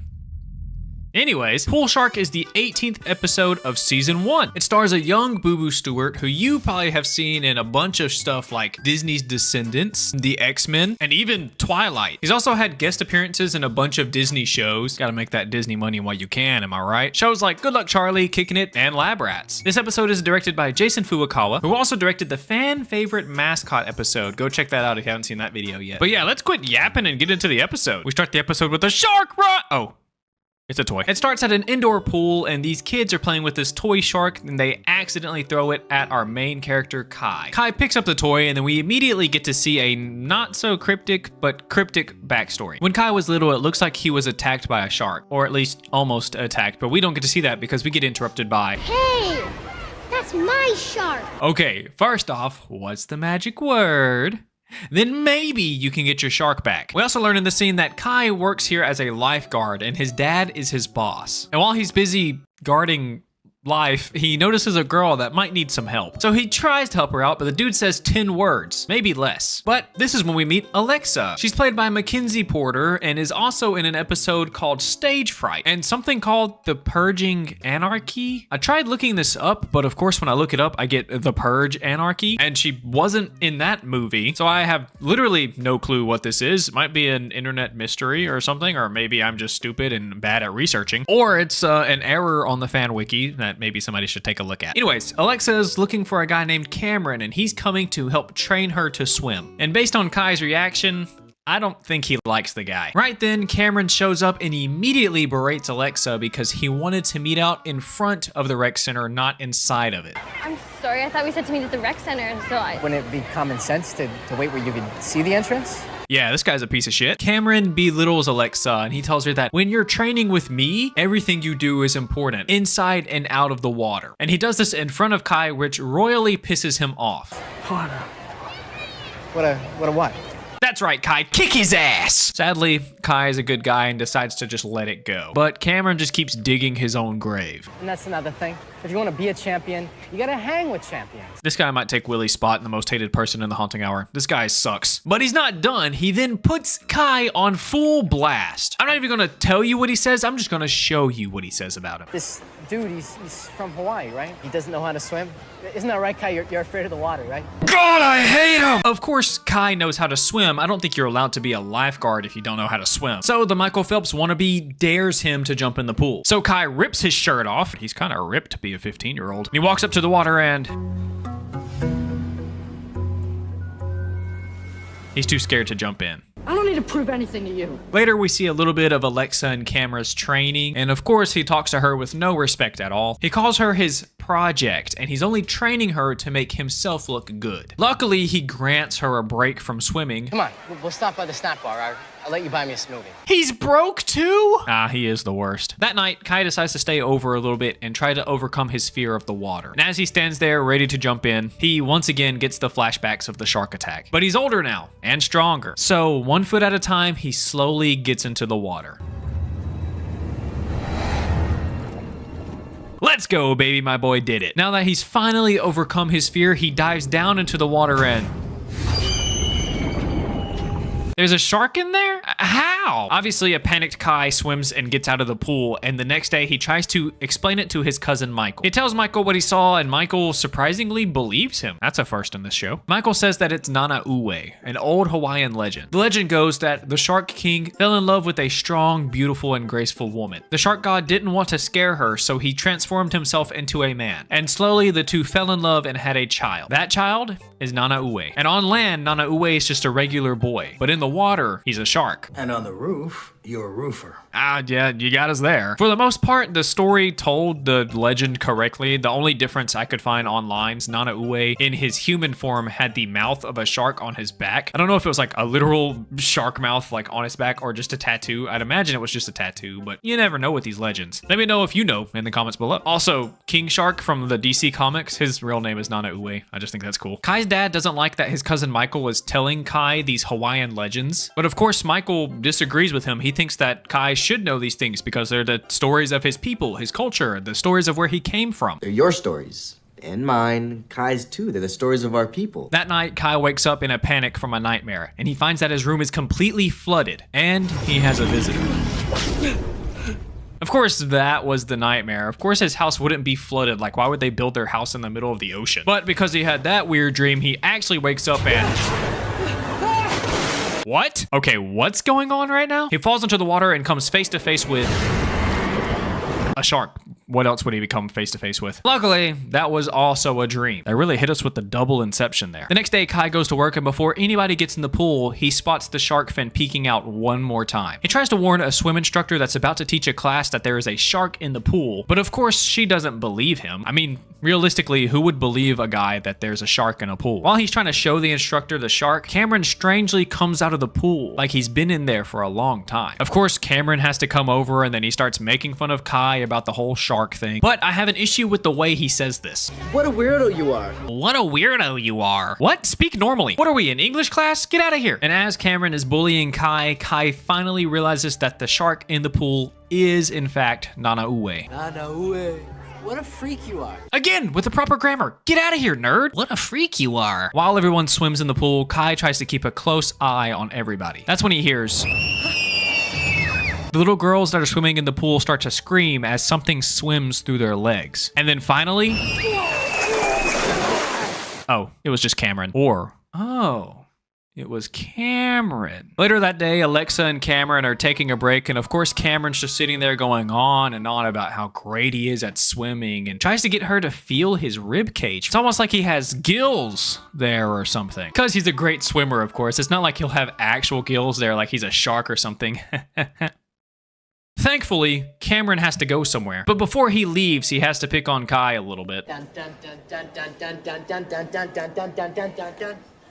He's just the worst guy. He's just the worst guy. Alexa offers Kai a seat next to her, and then Kai finally asks the big question. How can you stand that guy? That's what I'm saying! Alexa tries to talk to Kai about his extreme fear of the water and sharks, and tells him that the pool shark theory isn't very possible. This is when Kai finally explains his fear. When he was 7 years old and still living in Hawaii, he was having a nice day at the beach and everybody was swimming in the water. Then suddenly everybody started to panic and shouting shark. But Kai was just too little and he couldn't swim away fast enough. He called out for help, but nobody came to his aid. So he dove into the water and he saw the shark coming right for him. Luckily, his dad reached in and grabbed him before the shark could eat him. Now Kai believes that the shark he's been seeing is Nanaue, and he's coming for him because he's the one that got away. And he believes this with all his heart. Alexa wants to believe Kai, but she just can't. It's too fantastical, it's not realistic. And she tells him that later tonight, she's gonna be training in the pool after hours. Of course, Kai tries to stop her, but she tries to make him feel a little bit better by saying, If you're so worried, then maybe you can slay the monster before it devours me. Yeah, I don't think that worked. Back at home, Kai makes a makeshift spear out of a knife and a broom pole so he can slay Nanaue before it gets him. And all is going well until... What do you plan to do with that? His dad catches him. And I don't blame his dad for being concerned. If I walked in on my son making a makeshift spear out of a butcher knife and a broomstick, I would probably be a little worried. The dad strangely doesn't ask too many questions and lets Kai go to the pool with his makeshift spear. So Kai takes his spear to the pool and waits patiently for Nanaue to appear. And it doesn't take long either. Kai decides it's a smart idea to get into the water to get a little bit closer to the shark, which was a big mistake. The shark instantly targets Kai and takes him under. And the episode ends with the water sitting still and a shark fin poking out. And then another one. Wait, we still have 5 minutes. The episode didn't end right there. The sharks circle each other and then slowly swim to the edge of the pool to reveal it was them in the water. That's right, both Kai and his dad are Nanaue. His dad says it's not just one person, but a clan of people. And these people are born with the special gene to turn into a shark. And sadly, his cousin Michael didn't get this gene, doesn't know that they're Nanaue, and Kai's not allowed to tell him either. Kinda sad, honestly. So earlier in the episode, it was just his dad swimming in the water. And when he was there by himself, it was literally him transforming and he saw his own shadow. Being scared of your own shadow is a very funny way of explaining that whole thing. And I know what you're thinking.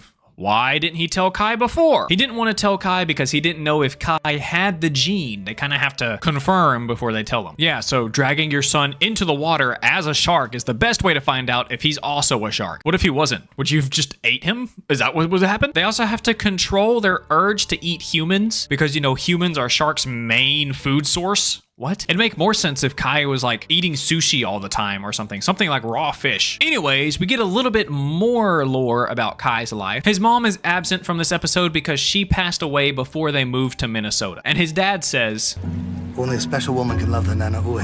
They spread her ashes in the waters of Hawaii, and whenever they go back and swim in the ocean there, they can feel her spirit all around them. Kind of sweet, honestly. This is when Alexa comes in for her nightly training. And Kai's dad is a fucking homie, by the way. He just gives Kai a smirk, smacks him on the arm, gets up, and leaves.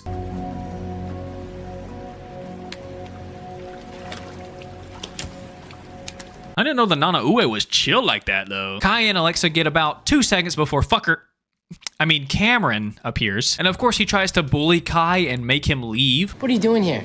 Take off. But Alexa is tired of his shit. You know what, Cameron?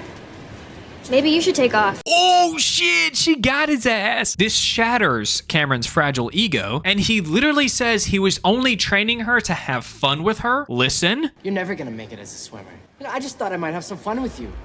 You're not even worth my time. Bruh. And that doesn't bode well with Kai, obviously. So Kai challenges him to a swim race for $500. And of course, Cameron takes this offer because Cameron's broke. He's also the fastest swimmer in their town and maybe the state. He tries to intimidate Kai one last time by calling him Shark Bait, but Kai kind of likes this nickname. I like that name, Shark Bait.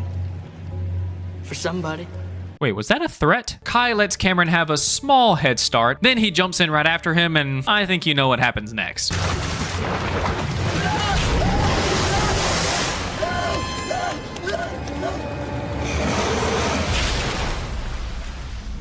Yes, you saw that right. Kai eats Cameron in front of Alexa, and she kinda liked it.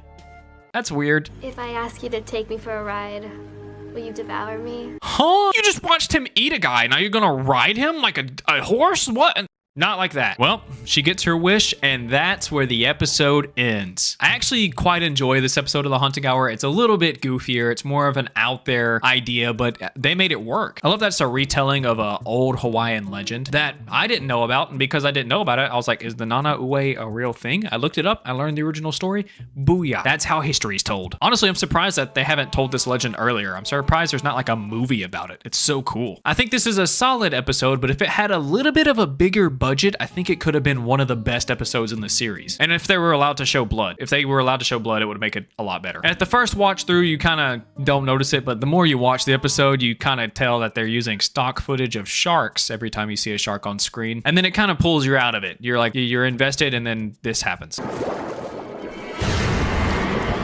I mean, I guess it looks fine, but sometimes it's a little too obvious that they use stock footage. Also, do you guys think that Kai's dad maybe gave him the fear of sharks? Because when he was a kid, he dove down into the water, saw a shark face to face, and then his dad pulled him out. So maybe his dad was the shark and just was transformed and thought nobody would see him? I don't know. It's just a theory. Just maybe his dad gave him the fear, trying to see if his son would transform then and there, maybe. Let me know what you think about that in the comments below. Also, let me know what you think about the episode in the comments below. I have a Patreon. The $5 members get episodes a day early, plus some bonus content and maybe some pictures of my cats and your name right here. Crazy. Like the video if you liked the video. Thank you for watching the video all the way through. I appreciate you all, and peace. Hello everybody, my name's King Noosme. I asked you guys what episode of The Haunting Hour you guys would like to see next, and you guys voted for Creature Feature. Oh, it's nice to be back with The Haunting Hour. Sometimes I miss just talking about it, you know? For those of you guys that don't know, The Haunting Hour is a children's anthology horror series created by R.L. Stine, who's well known for his ultra-popular series Goosebumps. The show aired on a now defunct channel called The Hub from 2010 to 2014. It lasted for 4 seasons and has 76 episodes and was only canceled when the channel The Hub was canceled. Today we're going to be taking a look at the season 2 premiere episode's Creature Feature. It's a fan favorite episode, and for good reason too. Surprisingly, this episode's based off of a book that Stein didn't write. It's called Strange Matter, Creature Feature, and it's written by Ingle and Barnes. And I have read the book to talk and compare it to the episode, and spoiler alert, they're nothing alike. Their main character's name is John, and they go to movies. That's pretty much where it ends. Of course, give it a read if you're interested. It's still a pretty fun book to read. I had a good time reading it. Now that all that's out of the way, let's quit yapping and get into the episode. We start the episode by meeting our main character, John, and we can see that he's quite obsessed with the old horror movies. In fact, he's setting up to have a horror movie night with his friend Nathan. who's already here. Nathan is played by Brendan Meyer, who's also in the Dead Body episode, so go check that out if you haven't seen that yet. But sadly, Nathan's not alone. He brought a girl. Ew, gross! Her name is Lisa, and she's played by Sarah Dugdale. And she was in an episode called Wrong Number with Debbie Ryan. John doesn't mind that Nathan brought a friend along as long as he gets to watch his movie. I was a teenage chick. Really? You picked that one? He admits that the movie isn't very good. He only watches it for the damsel in distress who he has a crush on. I kind of have this thing for her. I don't really know why. But he says the tick monster in the movie is really cool. We learn that Lisa, unsurprisingly, hasn't seen this movie and kind of doesn't want to. Her and Nathan just came to pick up John so that they can all go to a beach party together. But John doesn't want to go. No, the plan was to stay up all night watching movies. Lisa excuses herself to go to the bathroom and Nathan and John start arguing a little bit. Turns out Lisa is a popular girl and can you believe it? These two are geeks. So it's a little weird that Lisa's hanging out with Nathan. Well, you see, Lisa just broke up with her boyfriend, and the only reason she's being nice to Nathan is because he listens to her problems. And Nathan told her that the only way he could come to this beach party is if he brought John along. Of course, John still doesn't want to go. He doesn't like any of the people that are going to be there, and he doesn't like sand. Sand and Sean Mosley, not a good combination. But Nathan tells him that you can't just stay in your basement forever and wish you were in these old movies. But of course, John would rather live in the movies. Finally, Lisa comes out of the bathroom and John reluctantly agrees to join them. And immediately we see how different all of them are and how Nathan is trying so hard to not make Lisa upset. Don't you love this song? He hates this song. It kind of grows on you. And as they're driving, a strange fog comes out of nowhere. Makes it very hard for Lisa to see, and as they're driving through it, John just keeps talking about how it's similar to a horror movie he's watched. And he tries to scare the two by telling them that in the movie, the teens were riding in the car as somebody was stalking them through the fog, and... Who cares?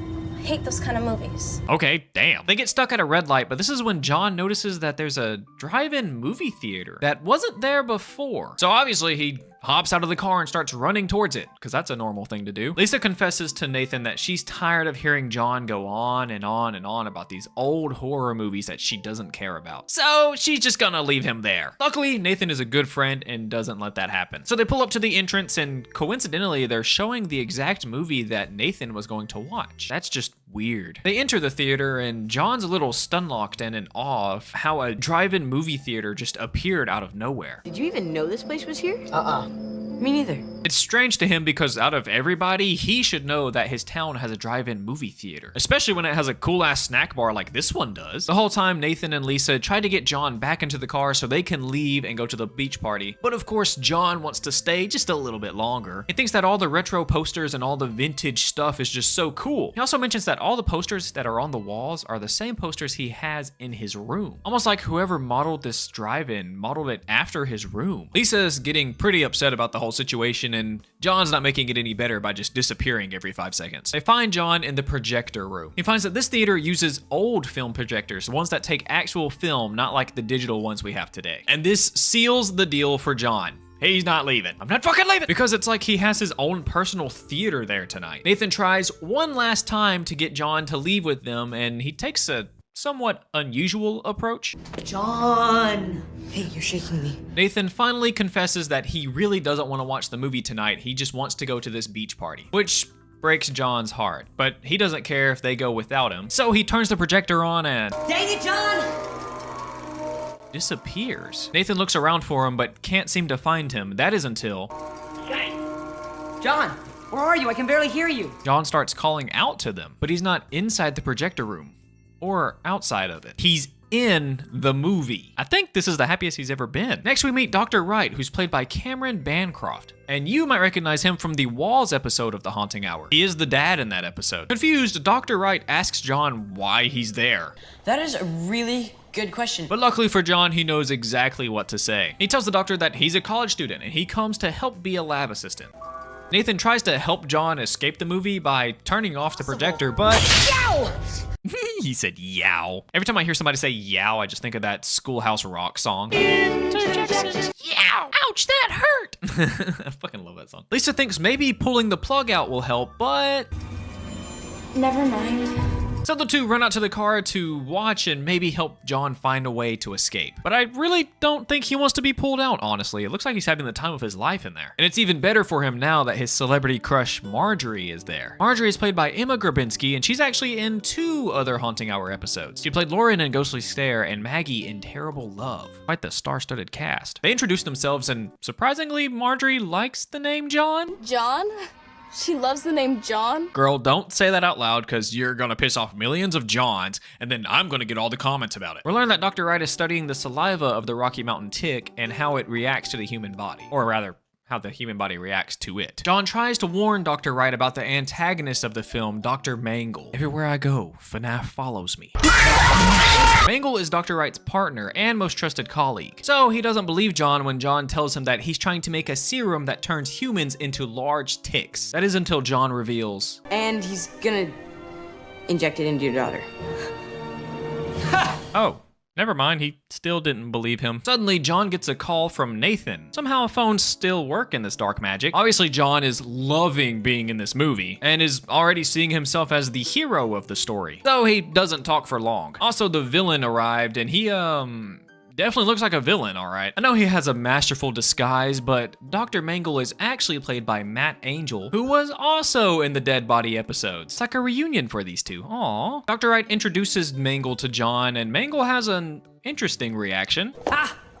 We can always use new blood around here. What do you mean by that? Mangle wants to take Marjorie away for a little while so she can help him with recording data. Okay, pal. Is that what kids are calling it these days? John tries to warn Marjorie that Mangle is literally trying to turn her into a tick, but Marjorie kind of has a crush on Dr. Mangle and will do anything he needs. So they get ready to head to his private laboratory. You mean that isolated cabin where no one can hear the screams of your victims? Oh, John, don't be silly now. God, this episode's so good. It also turns out that Lisa's kind of enjoying the movie. Listen to him, you airhead! And while John tries to figure out a way to save Marjorie, Nathan and Lisa get caught by the police. You want to tell me what's going on here? They're watching a movie. Duh. They try to explain to the cop what happened, but of course he doesn't believe them. And he tries to turn off the projector, but of course, it shocks him. So he's just gonna try and take the reel out, but gets sucked into the movie as well. And as the cop tries to gain his bearings and figure out what happened to him, he gets a visit from the teenage tick, who eats him alive. Kind of. Dr. Mangle comes out in his cliche evil scientist attire, takes the cop's gun, and uses the cattle prod to make the tick go back inside. John finds the evil lab and, even worse, finds Marjorie strapped to a table. I'm so glad you're here. Dr. Mangle is evil. Duh. Yeah, John tried to warn you. And as John cuts Marjorie free, Lisa thinks that maybe if they cut the film, it'll set John free. Honestly, guys, I would just leave him in there. He looks like he's having fun. And as they look for something to cut the film, John and Marjorie have a sweet moment that kind of distracts Lisa again. Aww. What are you doing? Sadly, their moment gets interrupted by... Hurry up! Wow, that's a long scream.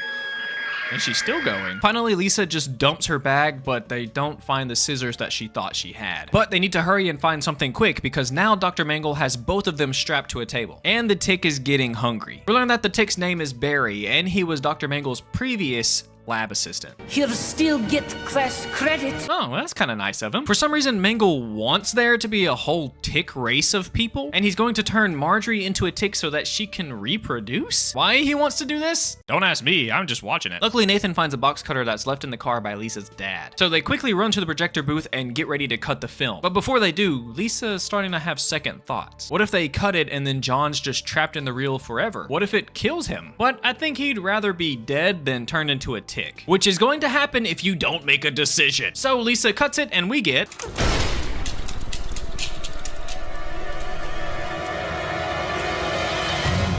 Yep, a cliffhanger. So come back next week and we can talk about the next... I'm just kidding. We don't do that here. Let's hop back into it. We start the next episode exactly where the last one left off. And it looks like the plan worked. John is okay. But the cop... maybe not so much. The kids call an anonymous tip to the police so they can come and find their partner, and they head to that beach party. John is unsurprisingly upset at them that they pulled him out of the movie. He claims that he had the whole situation under control. Yeah, okay, buddy. And he would much rather be with Marjorie because she actually likes him. Nathan tries to ask Lisa if maybe she has a friend that they could introduce to John, but I think she's a bit embarrassed that he's coming anyways, so they just take John home. I'll call you tomorrow. Really hit you. Yeah, my arm is sore. But that's when they both notice that John's acting a little weird, and his arm's in a lot of pain. That night, John is sitting in his room staring at the picture of Marjorie on the wall. But when he looks down, he sees...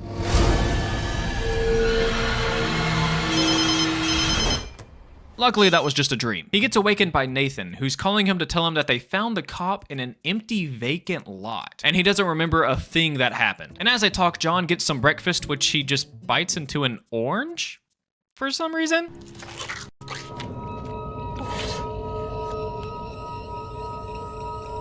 Why? And that's not the only weird thing he does. He hears a lady walking her dog outside, so naturally he goes outside, walks over to the pup, picks it up, and starts sniffing the poor thing. What are you doing? Yeah, that's what I was thinking too. Embarrassed, he goes back inside, but he notices something strange is growing out of his fingernail. He tries to pull on it, but it's not coming out. Then something pretty gross happens. Ew! I know it's not like the grossest thing you've probably ever seen, but just imagine your fingernail just sliding off. Ah, gross! Nathan starts to get a little worried, and he brings Lisa along to come check on John. But it doesn't look like John is home. Or is he? John hangs from the ceiling and it almost looks like he's calling for help. Or he's trying to resist the urge to eat his friends. Or he doesn't want anybody to see him like this. That one's probably it. They somehow don't see him hanging from the ceiling and make plans to hang out later. Then they just leave. And after they leave, we get a nice close-up of John as he cries out in agony. Next, we cut to a little girl at a park. Oh god, not like this. She's swinging peacefully on the swing set as something watches her from the bushes nearby. All is good until... the monster attacks her. Luckily, he doesn't hurt the little girl and just runs away. But because he did that, now the cops are looking for him. Lisa picks up Nathan and confesses that she's a little worried about John and offers to help him look for John. So they go and check out a bunch of John's usual hangout spots, but they don't find him anywhere. And as they do this, some cops pull up and hand them a flyer with a familiar looking beast on it. The cops believe that it's just somebody in a mask going around and terrorizing little kids. But I think Nathan's reaction kinda scares the cop a little bit. Make sure we got shells for the shotgun. So you're gonna shoot him? And Nathan is just as panicked as I am, but he quickly comes up with a plan. In the movie, Dr. Mangle made an antidote that will turn him back human. So they head back to the mysterious drive-in. Side note, I just noticed this as I was writing the script. The drive-in is called the Twilight Drive-In. Almost like every time they enter it, they're entering the Twilight Zone. That's just fucking awesome, dude. I don't know if that's what they meant by doing that or if they were just trying to make a little Easter egg there, but that's cool either way. Also, the letters kind of match the letters of the Twilight Zone logo. They pull into the theater and immediately Lisa finds a dead squirrel. Squirrel. Drain dry. The two arm themselves and head into the projection booth in hopes to find John there. And when they get inside, he's nowhere to be seen. They start losing hope until... Sounds like John was watching them from the roof and he's now hopped down to have a little snack. He creeps into the booth while Nathan and Lisa hide. Luckily, he doesn't see them. Seriously, Lisa? Nathan holds him off with the lighter as Lisa attempts to tape the film back together. Luckily, Lisa fixes it just in time and they all get sucked into the movie. Oh yeah, I forgot she was here. They tell Marjorie not to worry, that they're friends of John. That's John? God, that's so corny. They also ask if she knows where the cattle prods are so that they can keep John at bay. And while Lisa does that, Nathan searches around but can't seem to find the antidote. And Marjorie tells us, when everything got all jumpy and John disappeared, Dr. Mangle hid it. Does John have a girlfriend? Sorry, what was that last part? He'll have all kinds of friends. I guess we don't have time to talk about that. Dr. Mangle is already here. And he still has the cop's gun. Is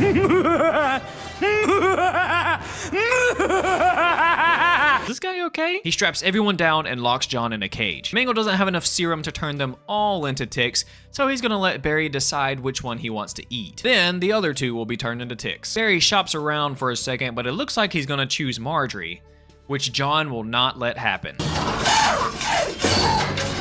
He breaks the lock to the cage, busts out of it, and pushes Mangle down, knocking him out. Then we get this awesome bug fighting karate scene that Marjorie calls The Battle of the Teenage Tick Monsters! Wow, I could have came up with that. They fight for a while, throwing punches, dodging punches, getting kicked in the balls. Oh, right there. In the what?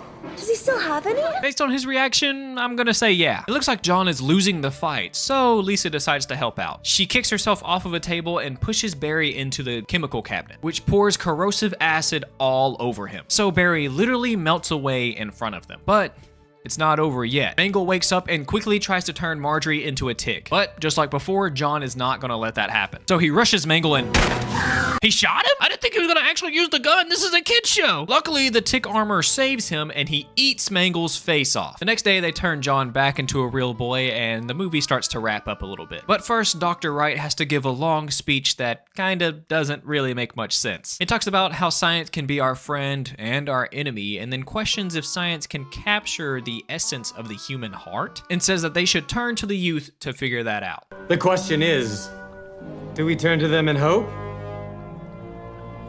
Or in fear? And that's where the movie ends and the teens get flashed back to reality. Yes! Well, almost all of them. The projector turns back on to show a very cheesy and over-the-top trailer for The Teenage Tick 2, and it now includes John as a newcomer. Lisa calls John once again and tells him that she will save him, but finally Nathan realizes that he wants to be in the movies, that he's happier in the movies, so he stops Lisa. You chose to stay, didn't you, bro? That's right.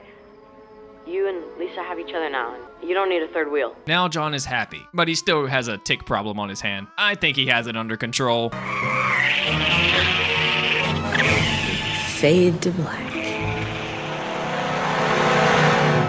And that's where the episode ends. Such a great episode, such an awesome love letter to old horror movies. Yes, they're corny and weird and not very scary at all, kind of like this episode, but without them, we possibly wouldn't have horror movies at all. That being said, this episode is super cheesy, over the top, and it has terrible dialogue. John was right about one thing. The dialogue is terrible. But of course, that's fully on purpose to match the vibes of the old horror movies. And I think they absolutely killed it. This episode is super fun to watch. One of the more fun episodes of The Haunting Hour to watch. I just love how The Haunting Hour can take some goofier ideas and pull them off so well like this. I do want to talk about John transforming into a tick real quick. The scenes of him transforming are genuinely gross, especially that horrible fingernail one. I hate that one. And when he does mutate into a tick, he starts seeing in 16-bit for some reason. I guess normal ticks don't see very well, and if you just put Gaussian blur over it, people wouldn't really know what's going on. So probably they did the 16-bit so you could still see. So I understand probably why they did that. Still, it's just kind of a weird thing to jump into 16-bit every once in a while. Let me know what you think about Creature Feature in the comments below. Also, give me more Haunting Hour episodes you want to see me talk about in the comments below. I have a Patreon. The $5 members get episodes a day early and some bonus content and maybe some pictures of my cats and your name right here on screen. Crazy. Like the video if you like the video. Thank you for watching the video all the way through. I appreciate you all, and peace. Are werewolves considered involuntary furries? I'm asking a serious question right now. Hi everybody, my name's King Noosme. Today we're back again with The Haunting Hour. And for those of you guys that don't know, The Haunting Hour is a children's anthology horror show that aired on a now defunct channel called The Hub. It's called The Hub. Stop. Shut up. It was created by R.L. Stine, who's most famously known for his series Goosebumps. The Haunting Hour is very similar to Goosebumps in that each episode is its own different scary story. And The Haunting Hour is considered one of the scariest kid shows of all time. That being said, I asked you guys what episode of The Haunting Hour you'd like to see, and you guys voted for Nightmare Inn. Nightmare Inn is the 5th episode of The Haunting Hour, and it's actually based off of a story in the book The Nightmare Hour. The stories are similar enough, but they're still pretty different, so I'll tell you guys the differences at the end of the video. And this episode's pretty infamous for being very confusing to a lot of people, which it's really not. It's really not that confusing. So maybe I can clear some things up for you if it confused you when you were a kid. And one last thing before we jump into it. Madeline Carroll, who plays the main character Jillian in this episode, was also in the Haunting Hour episode Detention. She is also in the movie Astro Boy, and that movie does not get enough love. It also stars Richard Harmon, who plays the big brother Bobby in my personal favorite episode, Scarecrow. And for my longtime fans, I actually did find the alternate ending to the Scarecrow episode. And I just want to let you guys know that I kind of like the ending I covered more than the fire ending, but that's just for the people that know. Anyways, let's quit yapping and get into the episode. We start this episode by meeting our main character Jillian and her mom, who's very cleverly named Jillian's mom. Gotta love that. They're headed to buy an inn that her mom has a special connection to, but it's kind of far away, so they have to drive overnight so that they can be there when the real estate people get there in the morning. And we learn in this scene that Jillian has been having nightmares ever since her father passed away. He was coming to look at the inn so they could possibly buy it, but while he was headed up there, he had an accident and drove off the road. Honestly, just a tragic accident. And Jillian is still a little mad at her mom because she still wants to buy the inn because I guess she blames the inn for her dad's death. On the road, she's trying her best to stay awake so she doesn't have another nightmare. But I think she's been awake for a little too long because she starts seeing things. Mom, look out! What?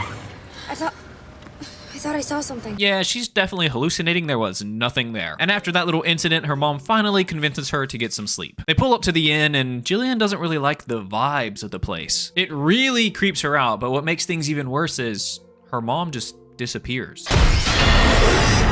The hell was that? You can't just start adding jump scares in all willy-nilly. It makes no sense. That's like if I put a random jump scare in this video.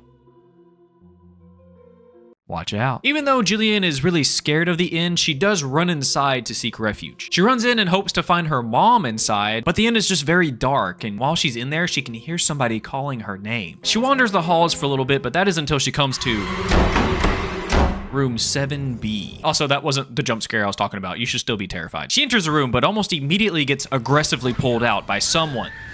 Or something. But then she wakes up. It was a nightmare all along. She wakes up to see her mom placing flowers on the side of the road that her father drove off of. And it's obviously very important for her mother's healing to do this. But Jillian hates that she's doing this, so she gets out of the car and tells her mom, Putting flowers down isn't gonna change anything. dude, I can assure you she's very aware of that.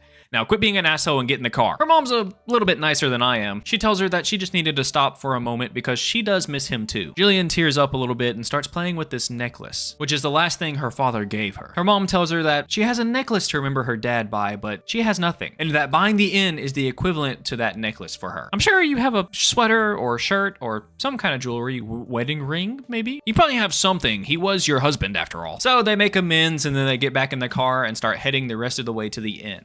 Only they're not alone. They finally actually pull up to the inn and it's called Nighttime Inn. Night as in knight and shining armor. Get it? Because it sounds like night, like nighttime. Get it? You get what they did there? It's very clever what they did there. Welcome to Nighttime Inn. More like Nightmare Inn.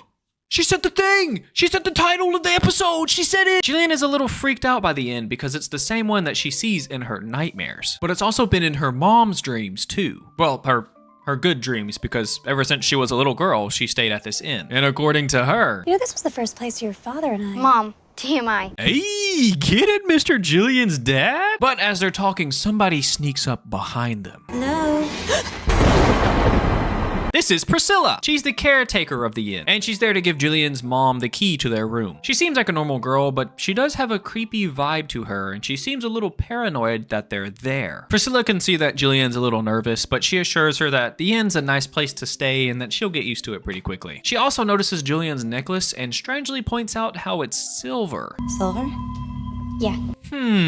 Interesting. She leaves Jillian alone so that she can help her mom with the bags, but once again, Jillian isn't alone. Priscilla tells them that they're the only ones staying in the inn for the night, so they have the whole place to themselves and nobody should be bothering them. But that's when Jillian tells them what she just saw, but they just brush it off as her being really tired and hallucinating again. Priscilla decides to give them the room 7B, which is the nicest room in the inn, but also the one that Jillian sees in her dreams. Yeah, so that should be interesting. Jillian tells her mom that she's a bit scared right now because they're moving into the room that she sees in her nightmares. But her mom just says she knows the inn has atmosphere, and it's only scary right now because it's nighttime, but it's actually really pretty and beautiful in the morning. AKA, she should get some sleep. But that night, Jillian can't sleep. She lies awake in bed and she hears somebody whispering her name again. And then suddenly, she can't breathe. So she jumps out of bed, shoves her head out the window, and then she wakes up. It was just a nightmare. But she wakes up to find her necklace is missing. She starts to panic looking for it, and she gets upset at her mom because her mom isn't as worried as she is about the necklace. But her mom's more worried about leaving to go meet up with the real estate people. This is when Jillian's mom tells her once again, this inn is her necklace, and she doesn't want to lose the opportunity to have her necklace. Then she leaves to go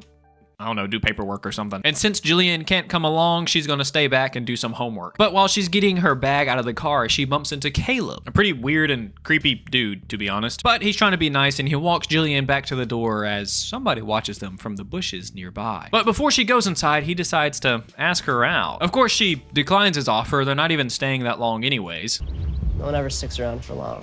Also, you guys literally just met. Like, get to know her name first. You're also creepy as hell, but I guess Jillian is into creepy dudes because she does take his offer and lets him show her around the property. They walk around and talk for a little while, but Jillian decides it's probably best if she got back to the inn and started looking for her necklace. Caleb asks, is it from your boyfriend back at home? And then she tells him the tragic story of her father's death. But we do learn some new information. We learn that they never found her father's body. And also, strangely, the necklace that she's missing was delivered a week after he died. Priscilla interrupts their conversation to tell Jillian that her mom is calling her. And as she does this, Priscilla and Caleb have a stare off. Damn, they must really hate each other. Her mom calls her to tell her that they're gonna have to stay another night because they are missing some paperwork and they have to fill it out tomorrow. Which Jillian is surprisingly okay with now. We have to stay another night. Okay. But I think she's only half paying attention because she's watching as Priscilla lays into Caleb, but we don't know why. After she gets off the phone, she asks Priscilla what's up with Caleb. Priscilla tells her that Caleb is a dangerous person. His whole life he's been in and out of psych wards, and he's not mentally stable, so she should really stay away. He's also not supposed to be on the property anyways, but he told us earlier that he worked there, so that doesn't really make sense. Jillian heads back inside to hopefully look for her necklace, but as she starts going to her room, somebody else has other plans. Caleb grabs Jillian and drags her into another room. He tells her that she should stay away from Priscilla because Priscilla is dangerous and a liar, which is weird because Priscilla just said the same thing about Caleb. Caleb mentions that Priscilla likes to steal things. He also mentioned that she used to like him, but he didn't like her back. So as revenge, she tells people all these crazy stories about him, just to get him into trouble as much as possible. But this is when Priscilla comes back inside, so Caleb has to quickly escape out the window. And at this time, Jillian starts to head back to her room, but she spots a marble in the middle of the hallway, which is pretty strange. It looks like it came out of the employees' room, which is the room Priscilla and Caleb work in. Obviously. Jillian searches the room to find that Caleb wasn't lying. There's stolen jewelry everywhere, including her necklace. Sadly, she didn't get out of there fast enough, and both Priscilla and Caleb come inside. Luckily, Jillian does make an escape through the closet, but she could have been a little bit quieter. Come on, dude, you don't think they're gonna hear that? Luckily, they don't see her leave, but they do know something is up. Jillian heads to the phone to quickly call her mom, but she finds somebody cut the line. And that night, Jillian is packing her stuff up when Caleb just invites himself in. How rude. And this is when she tells him what she saw in the employee room. Caleb tells her that he was trying to get her necklace back, but he just couldn't find it. He tells her that he was trying to get on Priscilla's good side so that she would trust him. Then he could swipe the necklace from her and give it back. Trust me. Then Caleb starts acting a bit strange. Well, stranger than normal. He starts talking about how beautiful the night is and how big the moon is in the sky. You can almost feel it on your skin. Okay, bro, calm down. I don't think the moon likes you like that. Who are you, Sokka? Caleb asks her to not leave, but sadly she will have to leave soon, but that's not gonna stop him. It's too late now anyway. I knew he was weird. He lunges at Jillian to hurt her, but she uses her dad's silver necklace to burn him, which just pisses him off even more. Jillian runs to Priscilla, and she tells Jillian to stay back that she can stop him. Caleb comes running down the hallway, but is stopped by Priscilla, who says, I told you, she's mine! Oh, so they're both werewolves, and they were fighting over who gets to eat Jillian. Cool. Priscilla also has a kind of funny transformation scene. She kind of flails and falls down the stairs and then poof, she's a werewolf. It's kind of funny. Priscilla and Caleb tussle on the ground for a little bit, trying to knock each other out so that they can get to Jillian. But this just gives Jillian enough time to escape. She runs outside and hides, which really throws the werewolves for a loop. Hey, guys, she's over here. Well, the idiots ran the wrong way, so I guess she's safe. For now. God, they really like dragging this poor girl. Somebody pulls Jillian into a building and then closes the door behind them. That person then starts fighting both Priscilla and Caleb. And they're doing a really good job. Like, that dude's holding his own. Except at one moment, they focus on Caleb a little too much, and Priscilla almost gets Jillian. but they had everything under control. Luckily, the third werewolf fought the other two off, but we don't know if they're there to eat Julian or not. Luckily, he simply just gives her her necklace back, takes a good long look at her, and then scurries away. But it was all just a nightmare. We learn that Julian has been asleep for 14 hours and the necklace is on the nightstand beside her. Julian and her mom talk about her dad for a little bit. Julian's mom mentions that she can feel the father's presence in the inn, and that's probably why she just wants to buy it so bad. And as her mom talks, Julian looks out the window, probably contemplating if what she saw was real or not, and her mom tells her that she looks just like her father, except her father had green eyes, kind of like the werewolf that saved her in her dream. Or was it a dream? Finally, we get a good look at the necklace and it reads, "To keep you safe, all my love, Dad." Then we get one final shot of Julian's dad looking over the inn, keeping his family safe.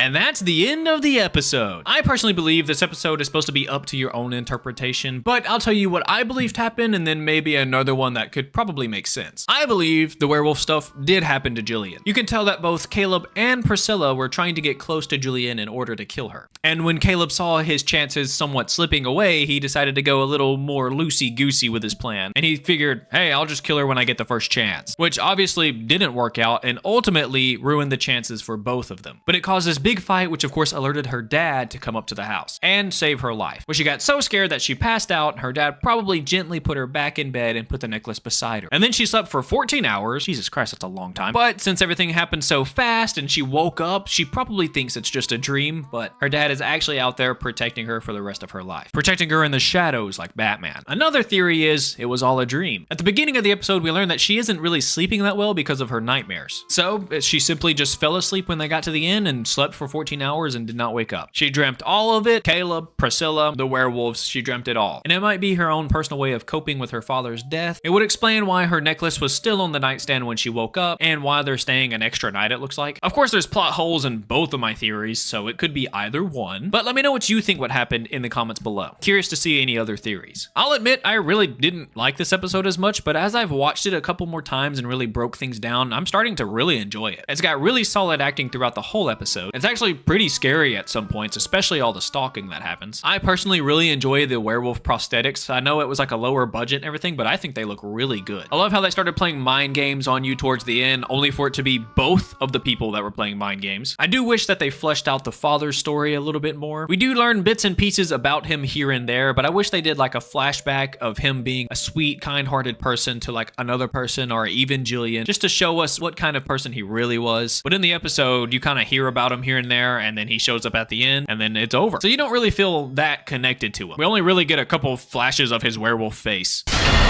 Like that. There really was no build up to the end of the episode either. Like, I feel like earlier in the episode, they probably should have mentioned that his eyes were green. So when he does show up at the end, we know it's her dad protecting her. But we have no indication what he looks like. So I think I literally said when I was watching it for the first time, who's that guy? Because he just comes out of nowhere. A third werewolf just comes out of nowhere. But honestly, it's really not that bad of an episode. Very dark. I'm gonna have to brighten it like 10 times again, like I had to do with the fucking House of No Return. But yeah, let me know what you think in the comments below. Hi guys, I'm a little stupid and forgot to write one of the important parts of the video, and that was the story. I forgot to tell you guys about the story. So it is pretty early for me, so if I sound a little weird, I'm sorry. I just woke up and then immediately worked on this so I could get this out to you. This is also Saturday, the day before I post the video, so I'm gonna have to shove this shit in there really fast. First, I'm gonna do a quick retelling of the story, and then I'll get into the differences. Jillian and her mom pull up to an abandoned-looking inn with broken shingles, cracked windows, and tilting shutters. The sign is supposed to read Night Inn, but somebody used paint to make the sign read Nightmare Inn. A young girl named Priscilla introduces herself to Jillian and Miss Warner, and she tells them that she is the caretaker for the inn. Priscilla gives them the only good room in the whole building, room 17B. Jillian doesn't like the inn at all, and she tries to convince her mom that maybe buying this inn is a really bad idea. But her mom assures her that she's going to fix up the inn and that she doesn't even have to come back until it's finished. But Miss Warner has to quickly leave to meet up with the real estate people and leaves Jillian behind. So Jillian decides it's probably best if she just gets some homework done, but that doesn't last too long. She gets really bored and decides to lay down in bed and watch some TV. Some time passes and Jillian is now wandering the twisting halls of the inn and peeking indoors every once in a while. Jillian realizes she's a little lost, but that's okay, till she starts starts hearing noises coming from the distance. She follows the sounds into a room and figures maybe it's just Priscilla in there working inside. And since she can't find her way back, she decides to call out to Priscilla in hopes that she can help her find her way through. She calls out to Priscilla from the other side of the door, but Priscilla doesn't answer. A man does, and he tells her to go away. He opens the door and tells her his name is James and that she needs to leave before the next night because he's a werewolf and he will kill her. He tells her that he locks himself in the inn the night before he transforms so he doesn't hurt his family or anybody else. And Jillian assures him that they plan on leaving in the morning anyways, so he has nothing to worry about. Then, obviously really freaked out, she runs back through the labyrinth of halls and luckily finds her way back to her room. And she jumps in bed. Some more time passes and her mom wakes her up with some bad news. Some other people were bidding on the inn and she couldn't finalize the agreement. So they have to stay just one more night so she can do that. But Jillian tells her that they can't stay there, that there's a werewolf in the building and that he's going to kill them if they stay. Miss Warner tells her that that's probably just another one of her nightmares. But Jillian assures her that this actually happened to her. So her mom tells her, show me which room he's hiding in. Jillian takes her to the room that he was in to find that it's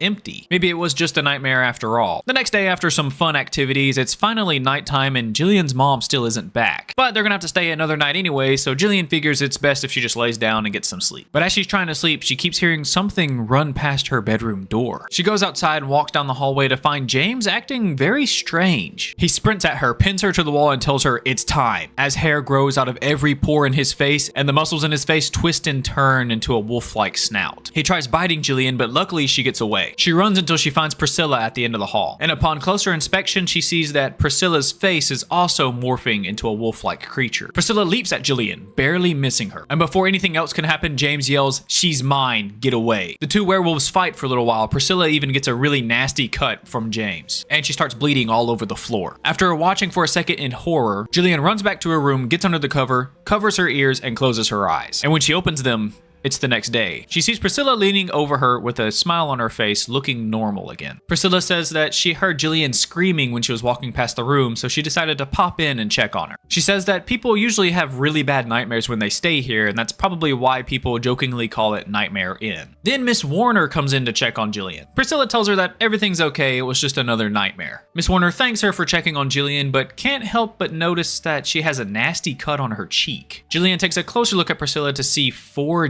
deep claw marks on her cheek. Priscilla says it must have been the cat. Then she turns to Jillian and says, it had to be the cat, right? And that's the end of the story. Totally different vibe from the episode. A lot creepier in my opinion. Of course, there's a lot of differences from the story and the episode. Some small ones being like it's called Night Inn, not like Knight in Shining Armor, but like Nighttime Inn. And someone used paint to paint the sign to say Nightmare Inn rather than Jillian just making a joke in the episode calling it Nightmare Inn. The inn is also more disheveled in the story. It has cracked windows and broken shingles. But in the episode, it actually looks kind of fine. Looks like just a regular inn that maybe somebody needs to work on a little bit. The book also calls Jillian's mom Miss Warner, which is something the episode could have kept in, but they didn't. Her necklace is also absent from the story, but it's a very big part of the episode. Some of the major differences is there's no James in the episode, but they did kind of replace him with Caleb. James also shows up briefly before the climax of the story when she gets to spend more time with Caleb. So Caleb gets more story and more build up than James. They also very briefly mention her dad in the story. It's literally one sentence to mention he's dead. But in the episode, it's like a huge part. It's probably the biggest part of the whole episode. They also don't really tie him into the inn at all in the story. Miss Warner just wanted to buy the inn because she used to stay there as a kid and she wants to reopen it. But in the episode, she's buying the inn because it was her and her husband's biggest dream to run the inn together. The dad is also shown to be alive at the end of the episode, but in the book, he's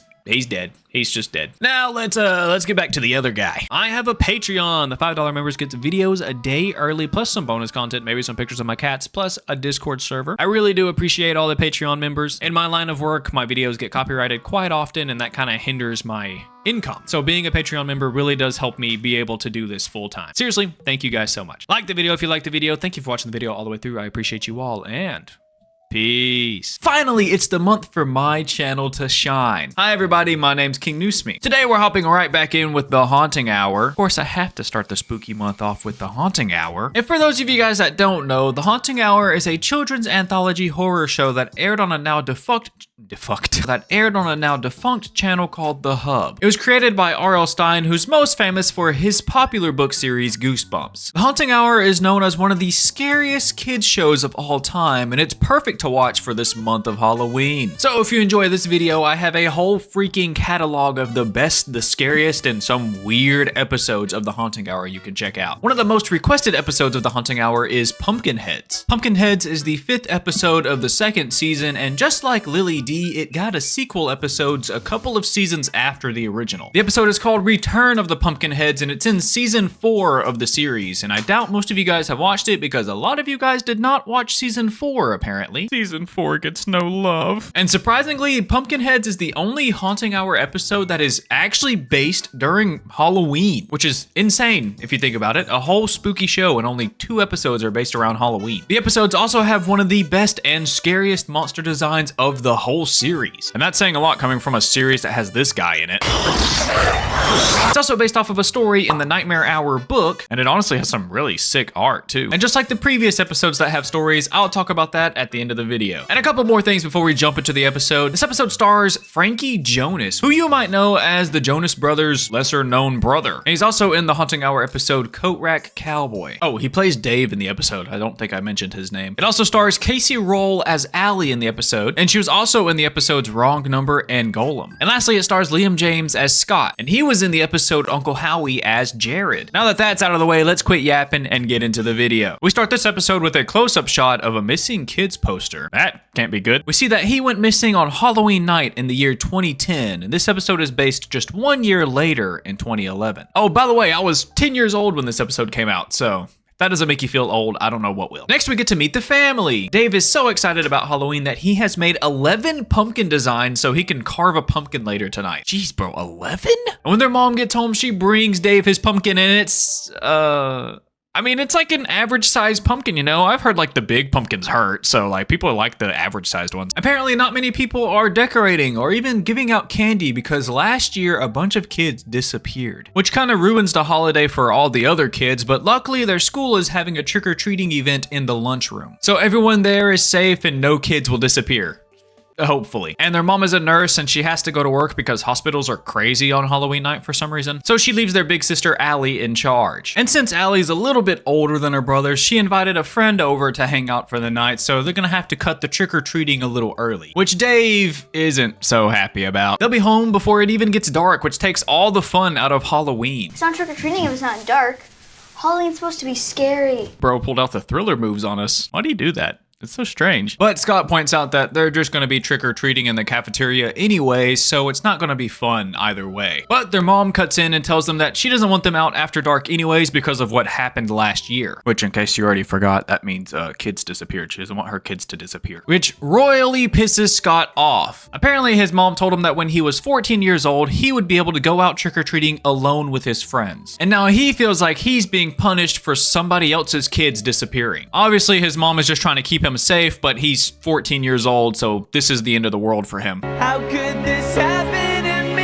And right after their mom leaves, Scott tells Dave that they should go get him a real pumpkin. There's an old farmer nearby they call Farmer Palmer. He has a huge pumpkin patch, but sadly it's not open to the public. And Scott tries to convince his siblings that they should sneak into his pumpkin patch and grab them some big pumpkins to carve tonight. Of course, Dave is on board, but Allie? No way. She's gonna be a bit harder to convince. Scott tries to convince her by telling her, it's Halloween night. You're supposed to do mischievous stuff on Halloween. That's what makes it so fun. But she's not buying it. He even offers to do her chores for 2 months. You're not gonna do it. But no dice. Finally, he agrees to leave her and her friend alone tonight while they hang out. And ding ding ding, we have a winner. So Allie drives them herself to this pumpkin patch. They make it to the farm and it's absolutely loaded in pumpkins. And Allie points out that it's kind of strange that he has so many pumpkins all to himself. Luckily, I think Dave solved that mystery. Maybe he really likes pumpkin pie. That's it. He cracked the case. Come on, everybody. Give him a round of applause. Yes, yes. The kids try to be as sneaky as possible while they're on the farm, but little do they know, somebody's already watching them. And while they explore, Scott starts peeking into this makeshift barn when he spots something a little strange inside. Of course, him being a teenage boy, he thinks it's really cool, and he quickly finds his way inside the barn, which Allie, of course, doesn't approve of, but Dave convinces her because he has a way with words. What?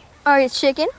God, I love Dave. Inside, the kids find these strange scarecrows with pumpkins for heads set up in weird scenes. The first one's very tame, but as the kids wander the halls, they just get weirder and more terrifying. One is shown pulling a knife out of his own head, and the last one shows one strapped down on a table while two tower over them, and one has a knife ready to stab him. The kids are visibly freaked out. Allie and Dave even just run out of the building altogether. But there's one more hallway that piques Scott's curiosity. But sadly, his siblings don't let him walk down that one. And that's probably for the best. Allie and Dave quickly start picking out pumpkins as Scott goes to a different patch that strangely has pumpkins with burlap sacks over them. Scott reaches down to see what's underneath it, but that's when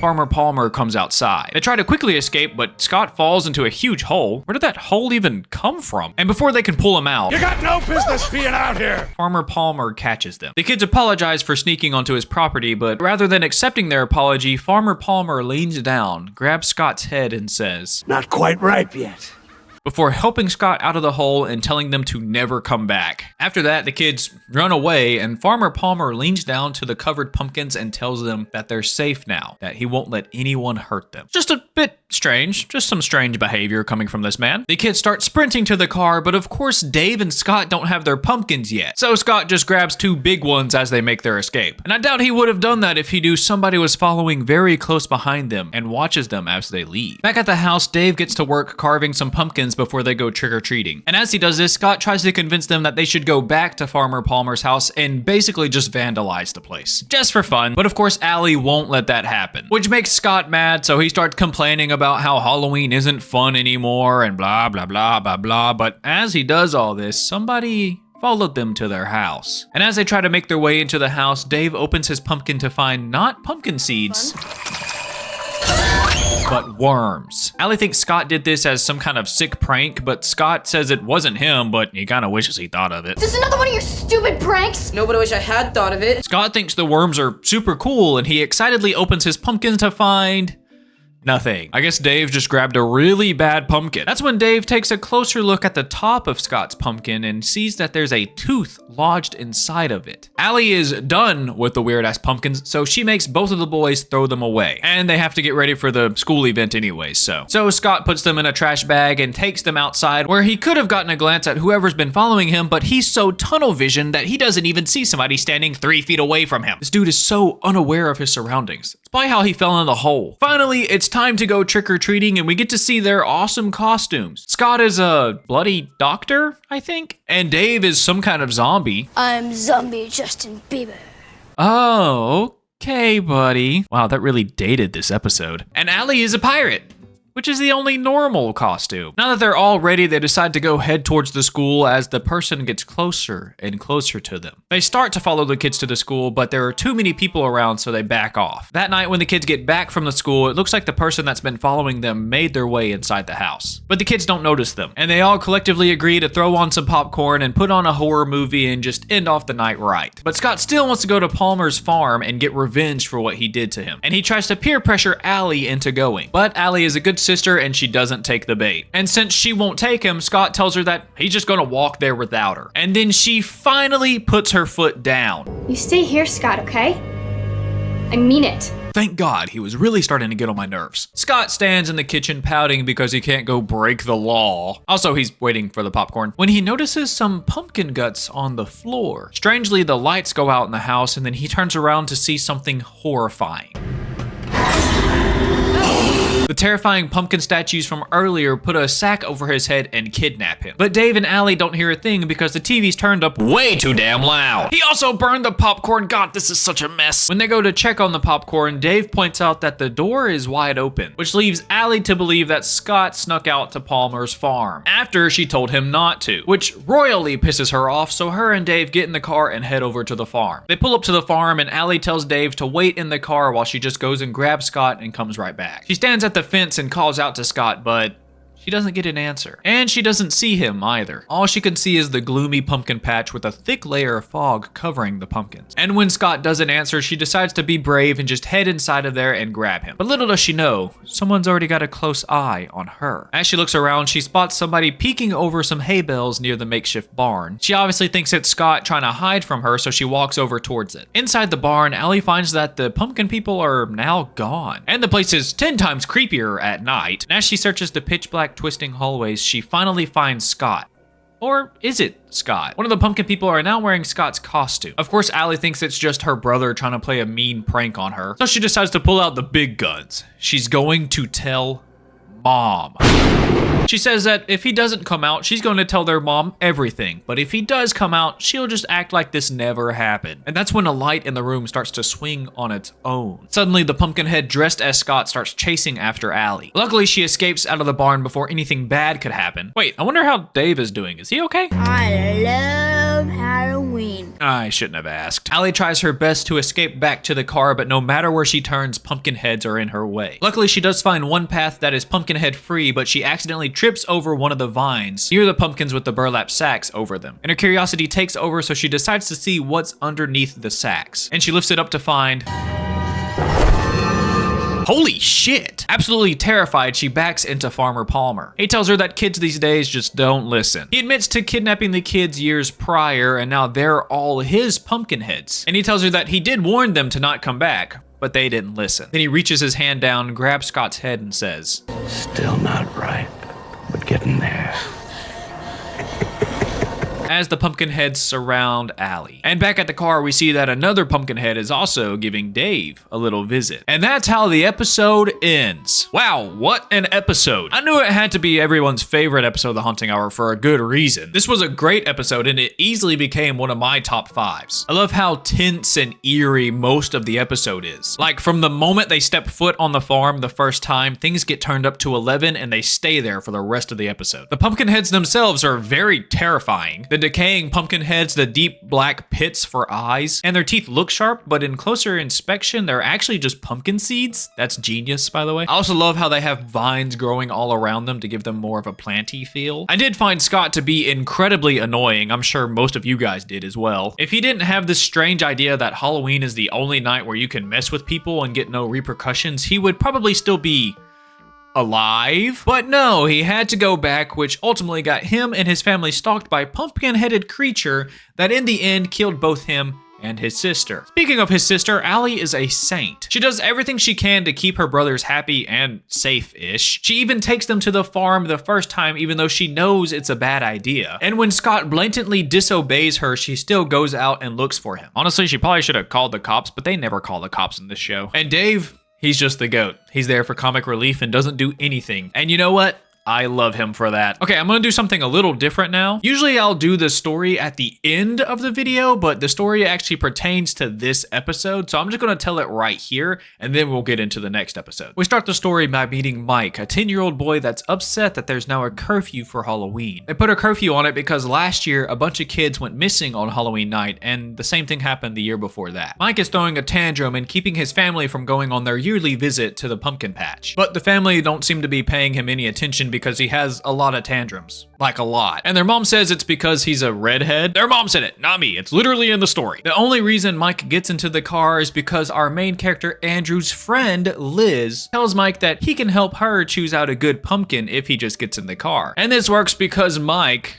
has a crush on her. Now that the whole family's finally in the car, the family can drive over to Palmer's pumpkin patch. Andrew says that Farmer Palmer always creeped him out. He kind of reminds Andrew of a scarecrow. He's a tall, skinny guy who wears overalls that are way too big for him. He walks stiffly and patrols the pumpkin patch, staring at everyone who visits it. He says that they stare at him with his dark eyes that look like 2 holes in his face. When they finally arrive to the farm, a worker points them to the direction of the best pumpkins and warns them to not go over the green fence because that's Palmer's Palmer's private pumpkin patch, and no one else is allowed inside but him. Inside the farm, there are hundreds and hundreds of pumpkins that seem to stretch on forever, with scarecrows leaning over them every couple of yards. They explore the pumpkins for a couple of minutes, and they really haven't been there long when Mike decides it's a good idea to try to sneak inside his private pumpkin patch, because obviously the best pumpkins must be in there. Andrew tells him no way and tries his best to just ignore him, which just pisses Mike off. So as revenge, Mike throws a pumpkin at him. Luckily, it doesn't hit Andrew, but it flies over his shoulder, making a loud splat behind him. And Andrew retaliates by throwing one right back at him. And their friend Liz decides to join in on the fun, but their mom stops them and tells them that Palmer is watching them. He stiffly walks over with a scowl on his face and shakes his head in disapproval. Their mom asks them to head over the hill and search for a pumpkin while she talks to Palmer for a bit, which Andrew and Liz gladly do, but when they turn around, they see Mike is pulling at the door to the green fence. They run over and try to pull Mike away from the green fence, but he just won't let go. That is until Farmer Palmer yells, "Move away!" He stands over them with his hands on his hips and his eerie eyes staring daggers right through them. He tells them that these are his special pumpkins, his babies, and he doesn't think that they really want to see them. Mike apologizes, finally, and Farmer Palmer reaches over and grips Mike's head and says, "Not quite ripe yet, but it's getting there." Andrew and Liz nervously laugh at Farmer Palmer's idea of a joke, and he tells them once again that the pumpkins in there are his babies and they need to stay away from his babies. So Andrew grabs Mike's arm and pulls him all the way to the other side of the pumpkin patch. Mike hates that Mr. Palmer humiliated him like that, and he threatens to jump over that green fence and smash all his baby pumpkins. Andrew tries to tell his little brother to just calm down and forget about it, but Liz takes Mike's side, which makes Andrew really mad. She says it's very creepy and weird for him to grab Mike's head like that, and that he probably should get some revenge. But Mike claims that he doesn't really want to get revenge, he just wants to see what makes those pumpkins so special. And still very upset, Mike kicks a pumpkin which sends it rolling down a hill, which is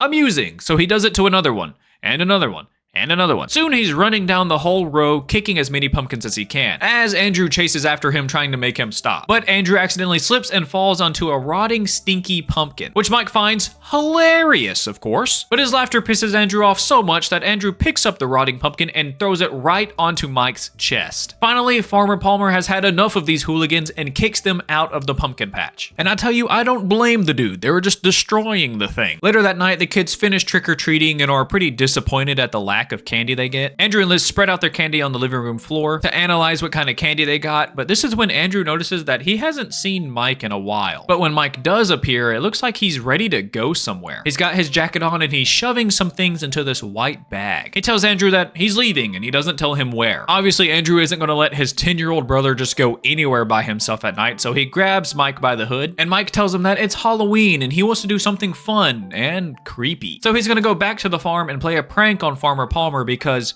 he asked for it. No, you were just trying to go somewhere that you were told not to go. Mike tells him that he's going to take a bus to the farm and have some fun. And Liz thinks that it's a good idea because she's bored and she wants to have some fun as well. And since Andrew can't change their mind, he decides to go with them as well. Once they make it to the farm, they notice how creepy it is at night. The wind whispers through the pumpkin vines, the scarecrows creak in the wind, and an unsettling layer of fog just hovers over the pumpkins. The kids take a second to get over how creepy the place is, and Mike hands them all a can of spray paint and they just have fun spray painting all the pumpkins they can. After a while of spray painting pumpkins, Liz accidentally falls and hurts herself, and Andrew decides that they've had enough fun, they should probably head home. And when they turn around, of course, they find Mike climbing over the green fence trying to look at his special pumpkins. Andrew tells him to stop and come back, but of course he gets no answer. That is until Mike screams, "Help me," from the other side. Andrew sprints over to the fence and leaps over it with Liz limping closely behind him. Once they do make it over the fence, they spot Mike standing at the end of one of the rows, wearing his usual jacket and ripped jeans. But strangely, Mike has a huge orange pumpkin over his head. Andrew is a bit confused and asks him how he got a pumpkin over his head so fast, and lifts it off to find that Mike doesn't have a head. In shock, Andrew drops the pumpkin and looks down to see that Mike's head is growing off of a vine like a pumpkin, with his mouth opening and closing as if he was trying to call for help but couldn't say anything. That's when he notices that every pumpkin is a kid's head, and all their mouths are just slowly opening and closing, begging for help, but nothing coming out. Each one of them, the boys and girls that have been missing for the past couple of years. Suddenly, Andrew feels a strong vine grip onto his legs, and he turns around to see that the vines have already gotten to Liz. This is when Mr. Palmer shows up, kneels down next to Mike's head, squeezes it, and says, "Not quite ripe yet, but it's getting there. Whoa, what an insane story. That's crazy. It's pretty long compared to the other stories in the book. I think this one was like 20 pages. Most of the other ones are like 10, maybe 15. The episode in the book do have a couple of similarities, like Farmer Palmer reaching down and grabbing someone's head saying it's not quite ripe yet. And there is an annoying sibling that has to get revenge for something I would have forgotten about the next day. But there are a lot more differences than there are similarities. First of all the characters are different. Different names, different ages, and we know that Mike is a redhead, so even different hair color. And in the show, they're all siblings, but in the story, only Mike and Andrew are siblings. But I think I prefer them to be siblings. I guess I just like the sibling energy that the episode has. And I think it makes more sense that Scott is a rebellious teenager at like 14 rather than Mike being rebellious 10-year-old. There's like no way a 10-year-old would want revenge as hard as Mike does. It just makes more sense that a younger guy would be a little silly, kind of like Dave is in the episode. But I do like how Farmer Palmer's pumpkin patch is open to the public in the story. It just makes more sense. Like in the episode, they even make a joke about him having so many pumpkins all to himself because it kind of just doesn't really make much sense. Maybe he really likes pumpkin pie. There's also a huge lack of pumpkin-headed people in the story. I think adding them in as an extra like supernatural element really elevated the story and made it super interesting and even scarier. And I think they knew that too because they decided to make another episode in season 4 because they knew we wanted a little more of those creepy-headed pumpkin boys, so let's get into that episode. We start this episode at Palmer's farm and it looks abandoned. There aren't as many pumpkins and the ones that are there are withering away. Next we find out that there is a family moving into Farmer Palmer's house and they're... You expect us to live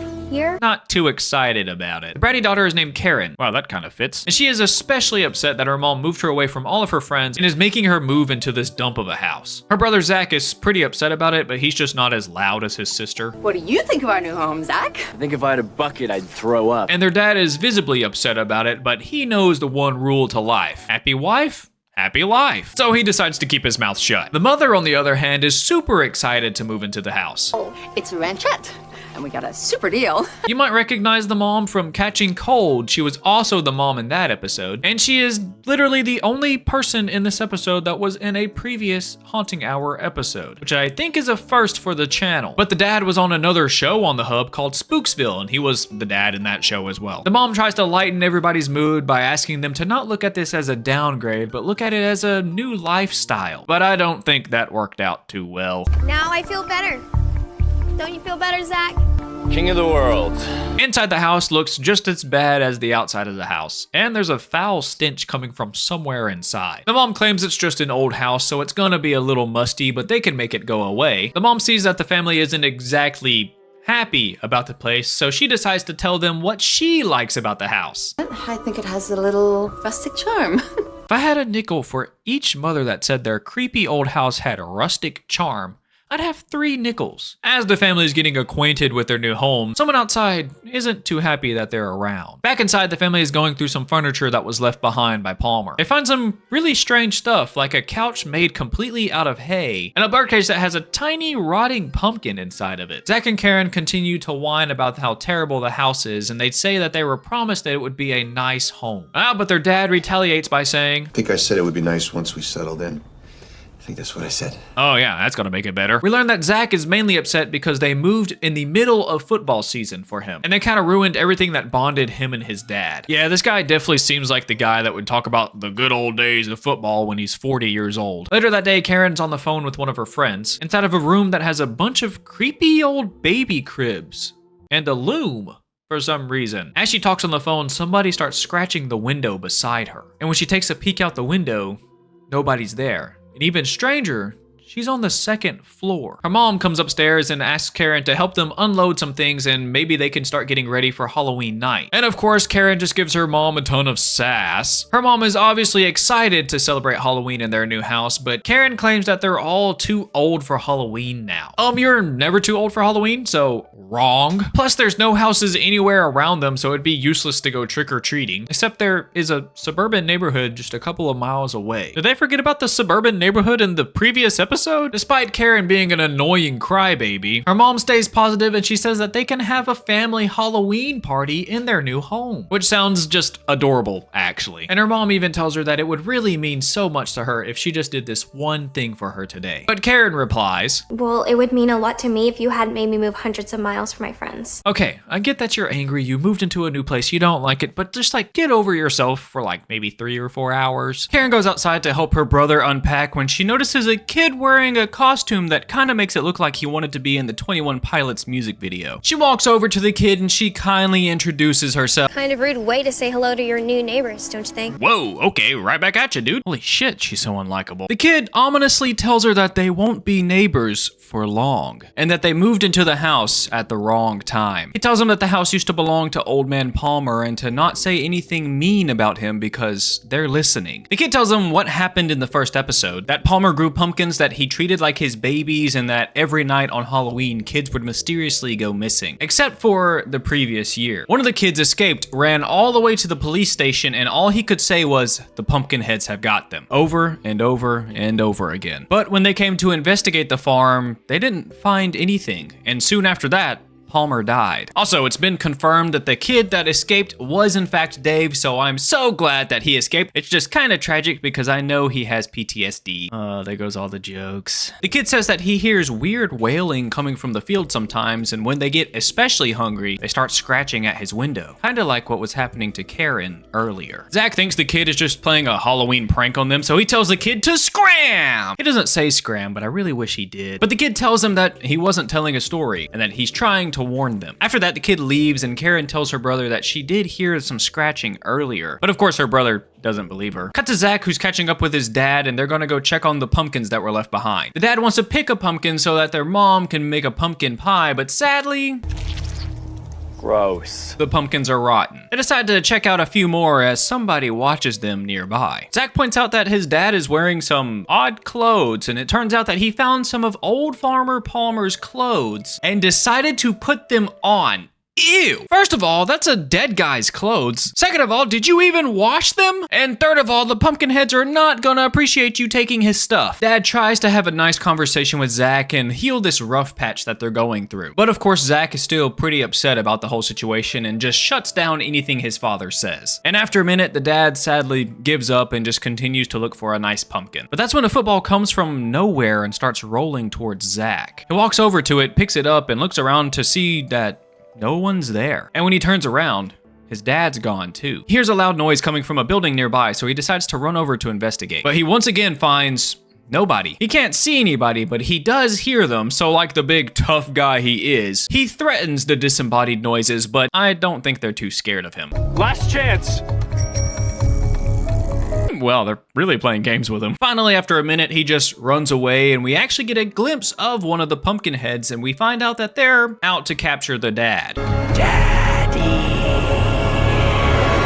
Cut back to Karen, who's back on the phone with her friend, and she's telling her about the weird skeleton kid she had a conversation with. And once again, while she's on the phone, she hears scratching on the window. She investigates once again and still finds nothing outside. She opens up a little bit to her friend and tells her that she feels very paranoid in the house, like somebody's always watching them. And then her friend just suddenly has to hang up. What do you mean you have to go? The only time she's vulnerable this whole episode, and her friend is just a piece of shit. But as her friend hangs up, something starts reaching out for her. Oh! It was just their mom, who's in an awesome witch costume. Just like the dad, the mom is trying to patch up some of the wounds that she opened up by making the kids move so far away. And she offers Karen to help her make a pumpkin pie. So Karen gives it some thought. No. Damn, let me finish my sentence at least. That's when her mom has a heart-to-heart with her and tells her that she's gonna look back on these days and wish that she really just spent more time with her mom. That she's gonna feel so terrible that she didn't do it. So finally, Karen loosens up a little bit and she decides to go help her mom make some pie. That's the spirit. I love the quirky mom. She makes this episode fun to watch. Cut back to the dad who's watering a dead pumpkin.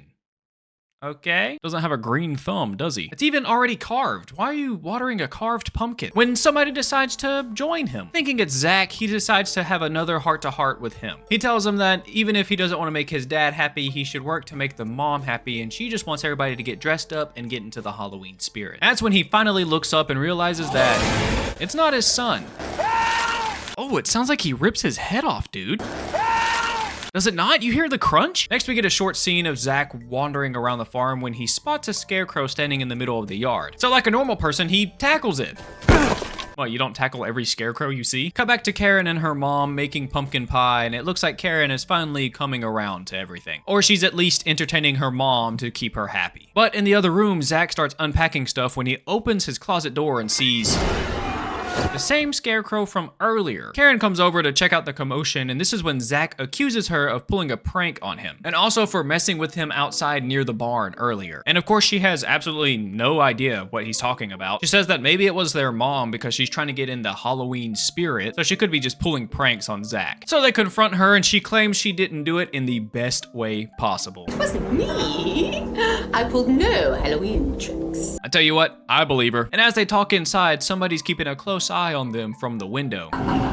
Good lord, you got somewhere to be, Pumpkinhead? Since it wasn't Karen or their mom pulling a pranks on Zach, Zach thinks that maybe it was the neighbor kid doing it to him. And as he says this, somebody opens the door right beside them. Zach runs out to investigate, but doesn't find anything but a lollipop on the ground. The same lollipop the skeleton kid was sucking on earlier. Zach furiously looks for the kid to teach him a lesson about pranking him, and a worried Karen follows right behind him. They search the fields for a while their mom makes the dinner table. And as she does this, the other tenants decide to give her a little visit. She turns around and to her shock, Great costumes, guys!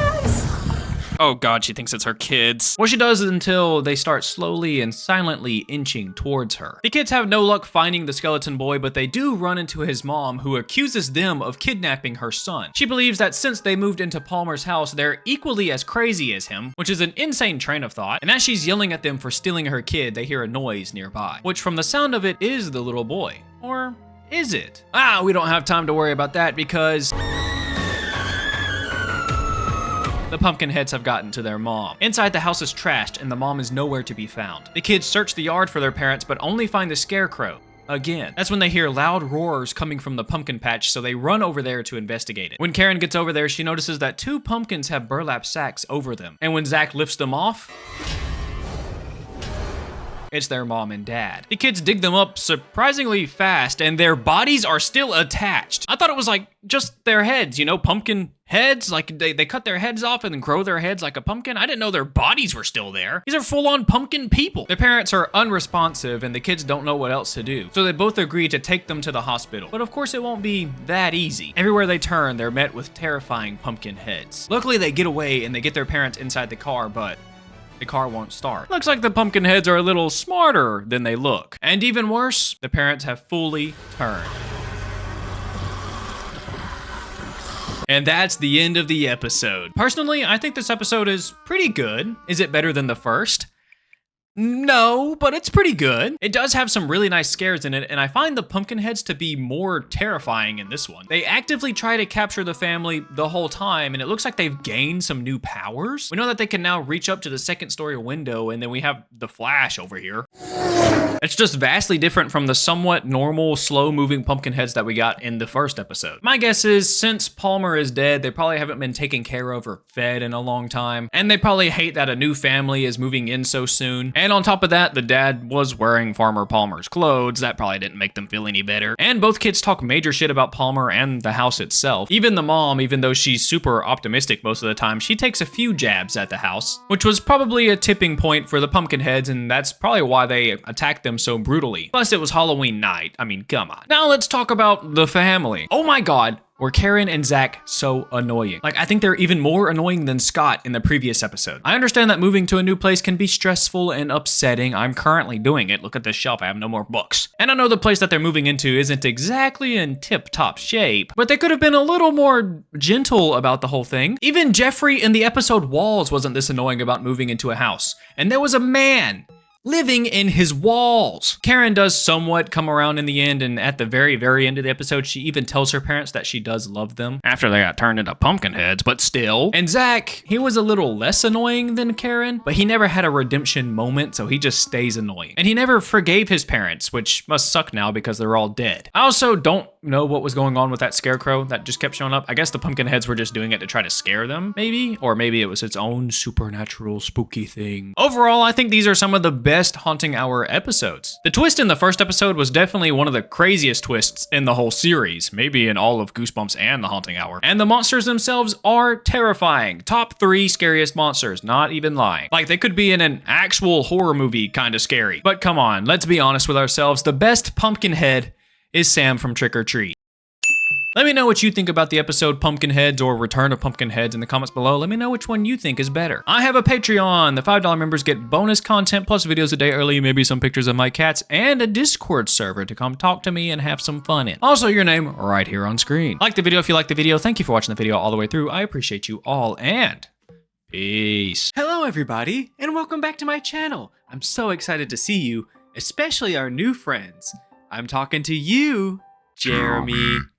I hope at least one person named Jeremy watches this video. Hi everybody, my name's King Noosme. I asked you guys which episode of the Haunting Hour I should make a video on, and you guys finally voted for Uncle Howee. It's been on 2 previous polls and sadly lost both of those, and then the Uncle Howee fans were mad and pissed at me like I'm the one that controls the polls. But luckily this time it had a pretty insane comeback and actually beat out the Weeping Woman and got first place. So let's give a round of applause to Uncle Howee. He deserves it. I know I say this about literally every episode of the Haunting Hour, but Uncle Howee is legit the most requested episode of the Haunting Hour I get. I think the first ever request I got was all the way in the very first Haunting Hour video for Uncle Howee. It's one of the most popular and memorable episodes thanks to Tom Kenny's amazing performance. And the episode is actually so good that it won a couple of Leo awards, but we'll talk about that here in a little bit. For those of you guys that don't know what the Haunting Hour is a children's anthology horror show that aired on a now defunct channel called The Hub. The Hub aired some pretty popular TV shows, including Transformers Prime, My Little Pony. It even aired the old Batman show and Fraggle Rock. But the Haunting Hour was made by R.L. Stine, who's most famous for his series of books called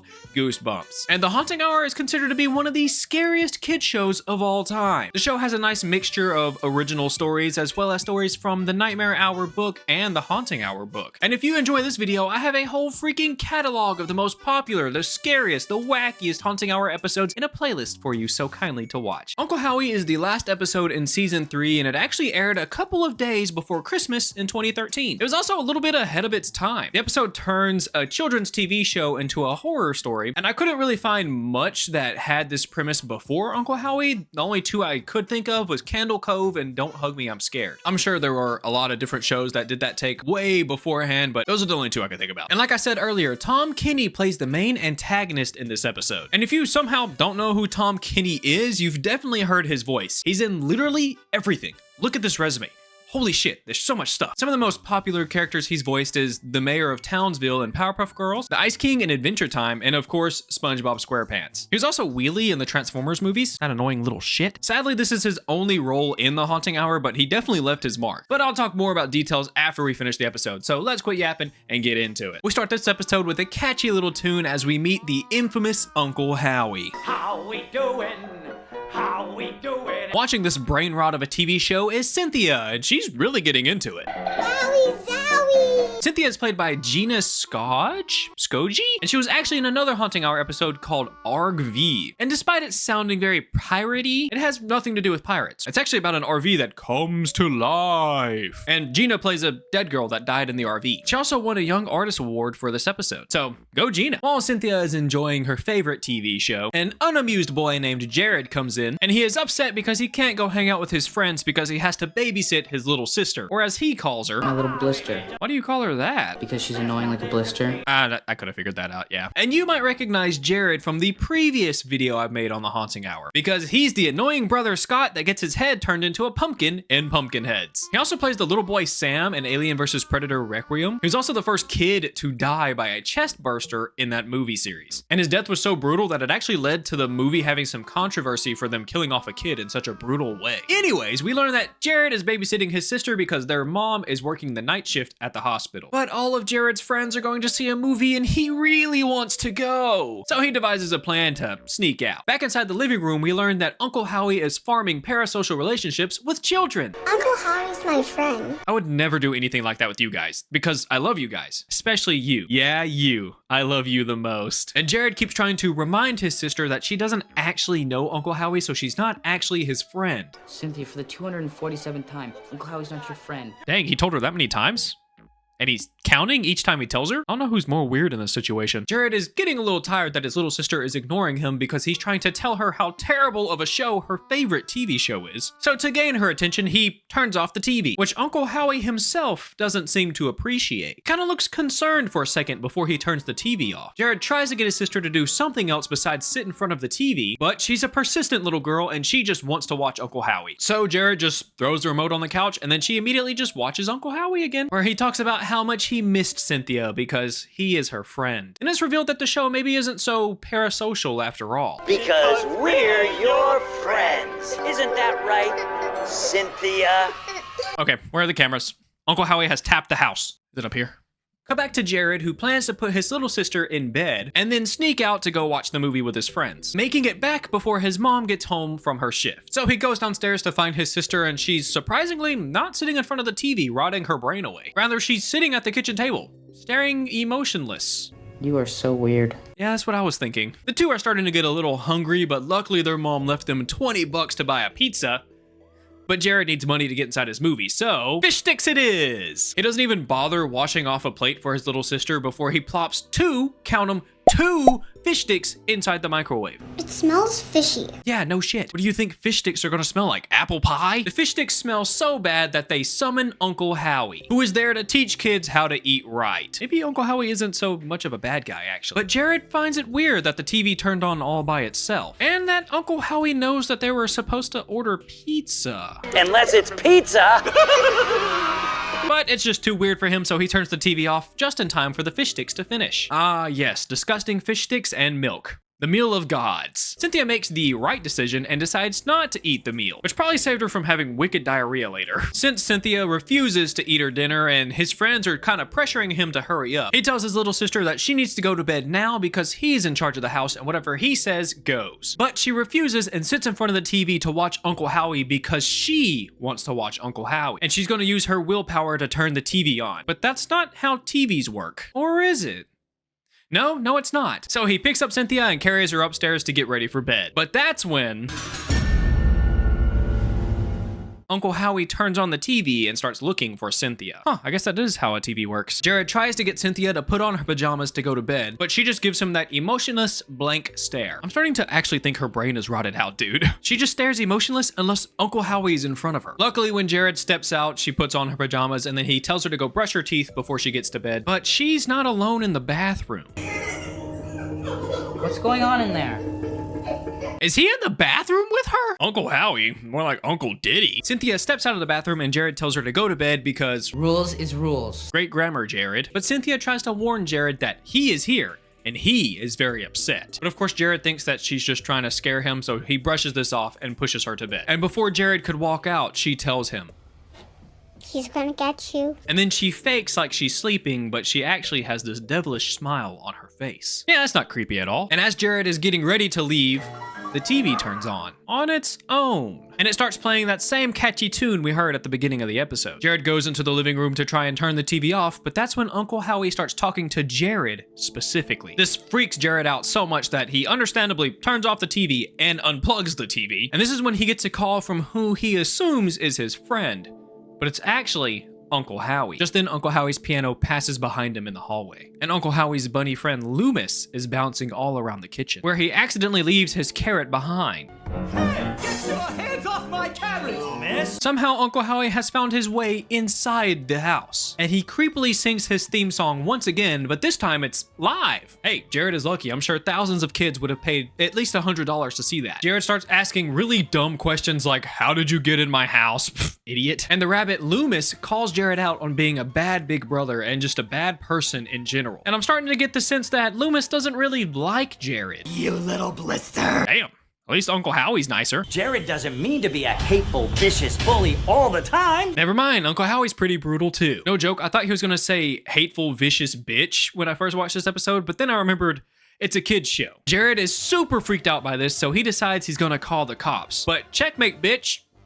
they're the cops. Hello, police department. Uncle Howee offers up a game to Jared. It's a very simple game called Find your sister before mom gets home and ground you for the rest of your life. Was that the title or the instructions? Uncle Howee gives Jared 1 minute to find his little sister, and he wastes no time in starting the clock. Luckily, Cynthia gives Jared multiple clues to find her, which takes him upstairs to her room, but she's not there. So he checks his own room and he finds somebody hiding under the sheets. So he rips them off to find Time's a running! Uncle Howee. Cynthia kind of taunts Jared a little bit because it sounds like her voice is coming from literally all around him and he cannot find her. And after he doesn't find her upstairs, he decides to try looking downstairs.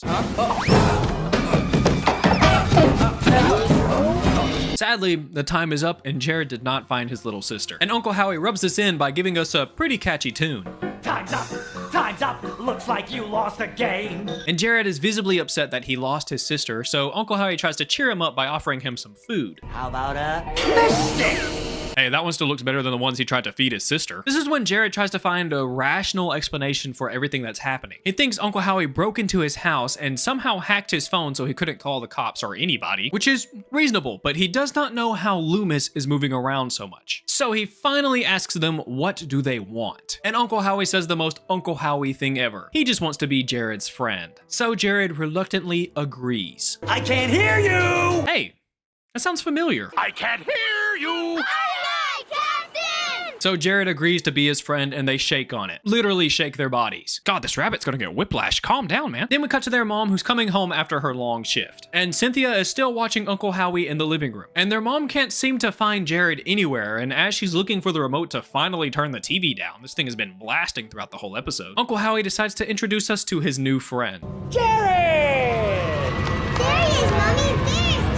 Jared has been turned into a literal puppet in the show and he is forced to say cringe things like, How we doing? But I think Cynthia likes it. But her mom, not so much. That's how the episode ends. Probably one of the crazier endings to The Haunting Hour. It's definitely not the craziest, but it's probably top 10. And I'm gonna say it, Jared had it coming. Hey, karma just caught up to him, you know? It was being a terrible older brother to Cynthia. I mean, calling her his little blister until the very end when he thought he was going to lose her. Only feeding her 2 freezer-burnt fish sticks with milk? What are you thinking? At least give her like water. Something normal. And also, the kicker is trying to force her to go to bed early so he can sneak out to go see a movie with his friends. And stealing the $20 for the pizza. Yeah, he was gonna leave his toddler sister alone in the house for hours by herself. Yeah, he needed to learn some kind of lesson. Wow, Liam James is going 2 for 2 as a terrible brother in a Haunting Hour episode. But I will say his fate was pretty brutal. I think Uncle Howee scared him enough of making him think he was gonna lose his sister. But being turned into a puppet for a kid's show is probably the worst fate. Period. But of course, Tom Kenny absolutely destroys the role of Uncle Howee. He is so energetic and absolutely insane throughout the whole episode, and he also does a great job at letting the evil side of Uncle Howee slip out every once in a while. A great example is when he first turns the TV off at the beginning of the episode. For a split second, you can see his face drop as he's like concerned, questioning, and probably a little upset. And this happens multiple times throughout the episode. You can catch him giving glares to Jared or just being creepy towards Cynthia. It was also really cool to see it because, as you guys know, I watched these episodes multiple times, and every time I watched it, I spotted something that I didn't notice the watch through before. I also love that Uncle Howee can just bend reality to his will. He's gotta be one of the most powerful characters in all of the Haunting Hour. Like, he is actually a cartoon character, and I'm sure they would have loved to show this ability more, but I heard whispers that the budget for this episode wasn't so high, and that's why it's only in a single house. But like I said before, the episode is actually really good. It does feel like it drags every once in a while. Like, we get it. He's trying to sneak out to go see his friend, to go see a movie. We understand that. You don't have to tell us that every 5 minutes. But they kind of make up for that by showing us a pretty goofy, wacky Uncle Howee every time we get a little bored. And they do balance the goofy and creepy masterfully in this episode. And it starts right at the beginning of the episode too. You think Cynthia's just watching an innocent little kid's show. That is until Uncle Howee calls her out by name. That immediately lets you know that something's not right, and it's genius. And I do have a theory about this episode. I don't think Uncle Howee was in Jared's house. Rather, he brought Jared into his TV show and forced him to play a game of hide and seek he knew he wouldn't win for all his viewers to see. I think this because Jared could hear Cynthia all around him in the house, but he couldn't find her anywhere. And she was giggling the whole time, kind of like she was taunting her brother. And I think this because we know that she shows absolutely no emotion unless she's watching the TV show. So her constant giggling is probably a good sign that this is true. But I don't know, it's just a theory. haunting hour theory. Also, I wanted to mention that this episode was actually written by Rick Drew, who actually wrote a lot of the Goosebumps episodes. And some bangers too, like Night of the Living Dummy 2, It Came From Beneath the Sink, both Monster Bloods, Vampire Breath, but he did write a couple of stinkers like Go Eat Worms and Strained Peas, so sadly this was the only haunting hour episode he did write, but it does kind of feel like a lost Goosebumps episode. Let me know what you think about this episode in the comments below. Also, I want to thank Echo Arcade for these really cool Goosebumps dripping shelf hanger things. They're not sponsoring the video or anything, but they are made very well and they look really nice. They tie my shelf together really nicely. And I've messaged with them a little bit. They're very sweet. And if you want some for yourself, I'll put the Etsy link in the description below. I have a Patreon. The $5 members get bonus content plus videos a day early, maybe some pictures of my cats. Also your name right here on screen. I'm also lumping in YouTube members with that now. So YouTube members get everything Patreon members get. I do want to thank some longtime Patreon members like Cam the Frogman, Forgotten History, and Sammy the Squid. And on the flip side, I want to mention some new YouTube members, Lucifer Wolf, Trisha Owens, and Alicia Crunk. Thank you guys for supporting me directly. I appreciate you all. But that's all I have for you today. So like the video if you liked the video. Thank you for watching the video all the way through. I appreciate you all, and peace. Side note, you guys like my haunted mask pop? I finally found it. It was in all my stuff. Bought it before I moved and then got shoved in a box and I couldn't find it. Hi everybody, my name is... Come on, I just hit record. Hello? Play a game.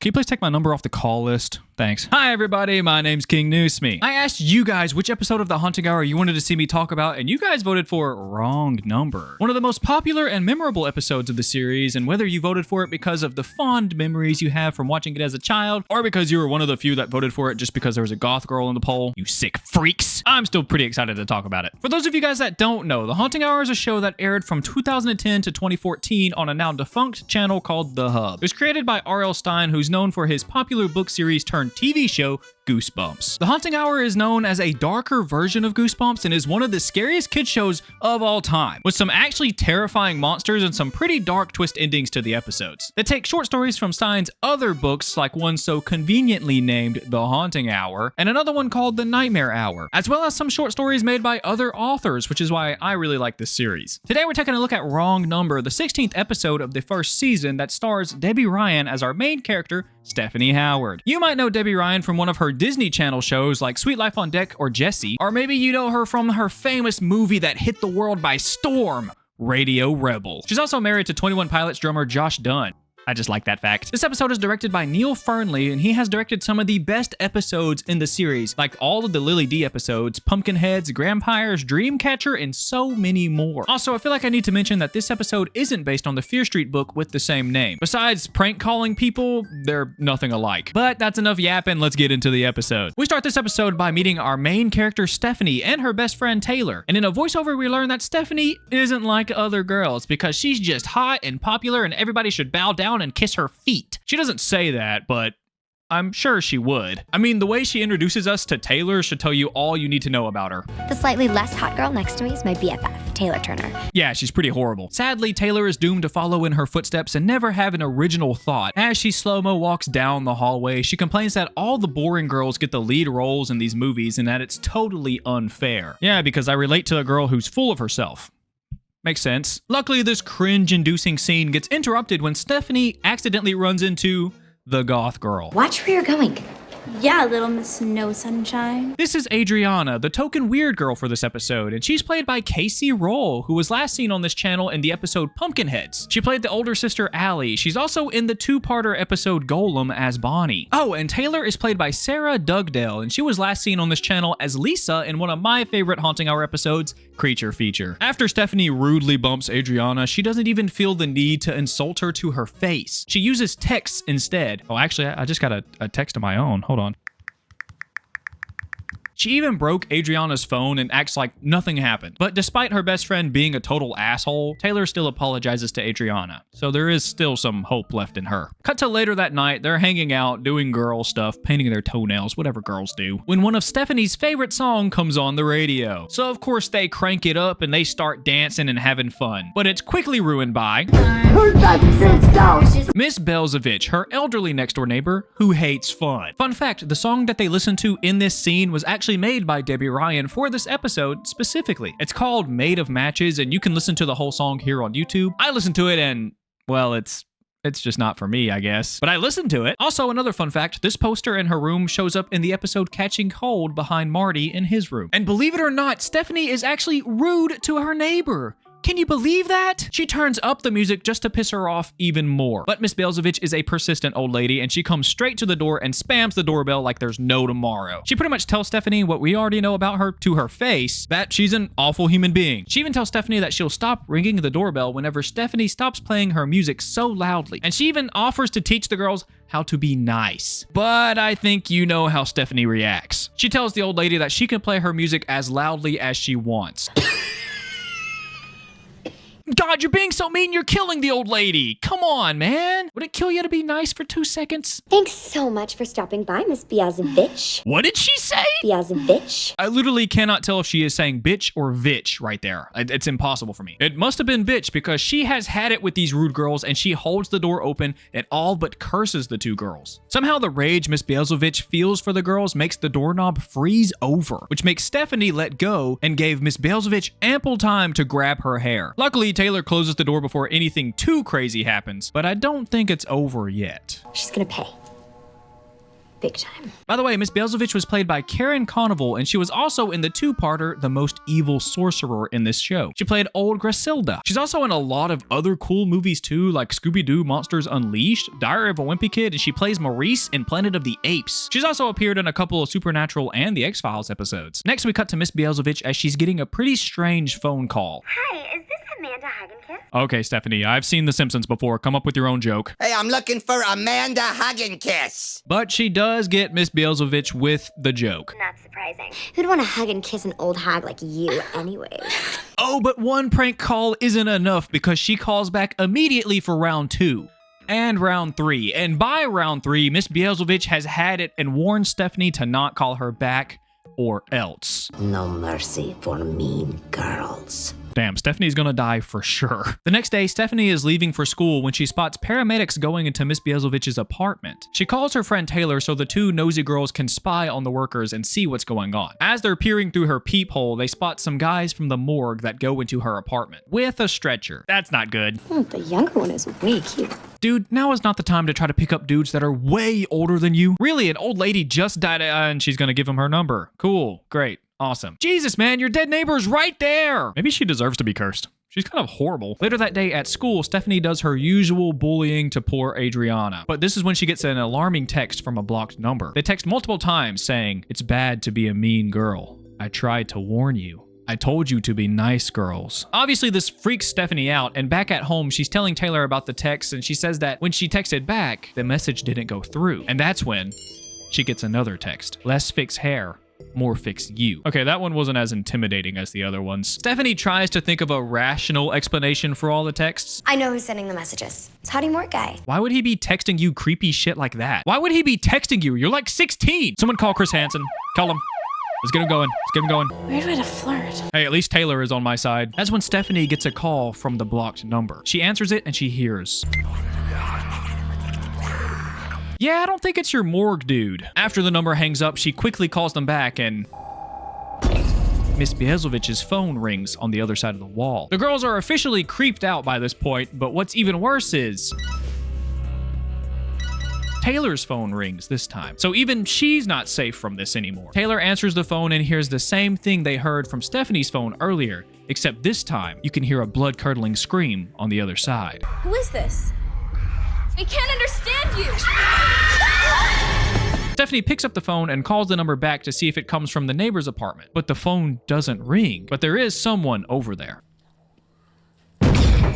Someone's in there. Finally, Stephanie has had enough, and the 2 girls break into the apartment to see if someone is messing with them. They scour through the apartment and they find some pretty strange things, like lit candles and some lights are still on. They also hear coughing. Almost like Miss Belzovich is still in there. They go into her room and they discover that the bang they heard was coming from the bed hitting the wall. But who pushed the bed into the wall? Finally, while they're still in there, Taylor calls the blocked number and of course, the phone starts ringing. The only issue is it's not connected to anything. As the girls search the apartment for more clues, they find one of Stephanie's hair clips in a jar with other strange witchy objects. The next day, Stephanie gets a text from the blocked number and it's just a picture of an eye, like someone is watching her very closely all the time. Taylor also gets a text, and it's a picture of Stephanie from the night before. Looks like somebody is watching them all the time. Stephanie is finally tired of this shit, so she tries to text the number back to tell them to stop, but she gets a visit from an unwanted visitor.